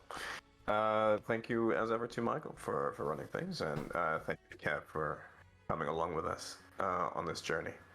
I'm having a great time, and as ever, I think I'll yield over to Kydro, our elven monk / ranger. Thank you. Yeah, that was a good session. You know, super chill. I think I strongly agree with the point Chloe was making earlier. I really like the guest characters. Super fun. You know, thank you, Justin and Kevin, for joining us for the session. It was pretty great. In terms of HelloFresh, right? I'm not just saying this because we're sponsored. Really generous prices, super good food. If you like cooking, you really enjoy the process of just making it. It feels better when you make it. Genuine. And I'm sorry, I just need to add this real fast. They also send you the actual portions that's needed, so there's no excess amount of awkward food that you'll just have lying around in your fridge. So just want to also throw that out there. That's true. You don't have to slice up the chicken. I hate slicing up chicken when I cook. Like, I hate it so much, but it comes pre-sliced. It's fantastic. Perfectly proportioned. It's extremely convenient if you like cooking. 30 minutes, you'll make amazing food, but you know. Anyway, though, great session. I can't wait for the next one. It's gonna be great. That being said, though, you know, I'm gonna pass it to our guest character, Sinalot, the level 4 Dragonborn Warlock. Thanks. Oh no, my class has been exposed. It's been on stream the whole time, there, bud. To them, it has. Anyway, I had a great time playing today. I'm really glad to finally be on the main campaign. I've done a lot of one-shots. Glad to finally be here. I'm hoping to hopefully continue to freak you guys out as you learn who the hell Sinala is. Let's see if you can actually ascertain what all of that is. And I hope to see you guys next week. I'll pass it on to the only person left, Michael. Thank you so much, Kevin. Thank you once again to our guests. Come join our Discord, everybody, at pgc.gg/discord. We play so many different games together. Sea of Thieves, Overwatch, Dead by Daylight, Fall Guys, Jackbox games, and more. Come play games with us. Play so many different games with us. We want you here. It's wonderful. It's great. It's !Discord for a link using my bot. It's wonderful. Also, if you are a new mod from our community who is tuning into the stream tonight, thank you so much for joining our team. We can't wait to see the new things our community does until the end of the year 2022. And everybody else, if you're not in our Discord, you're missing out on some really great developments going on in PGC. And I have nothing else to say because you'll have to find out yourself next time on Prestige Encounters. Bye. Goodbye. Night. Good night.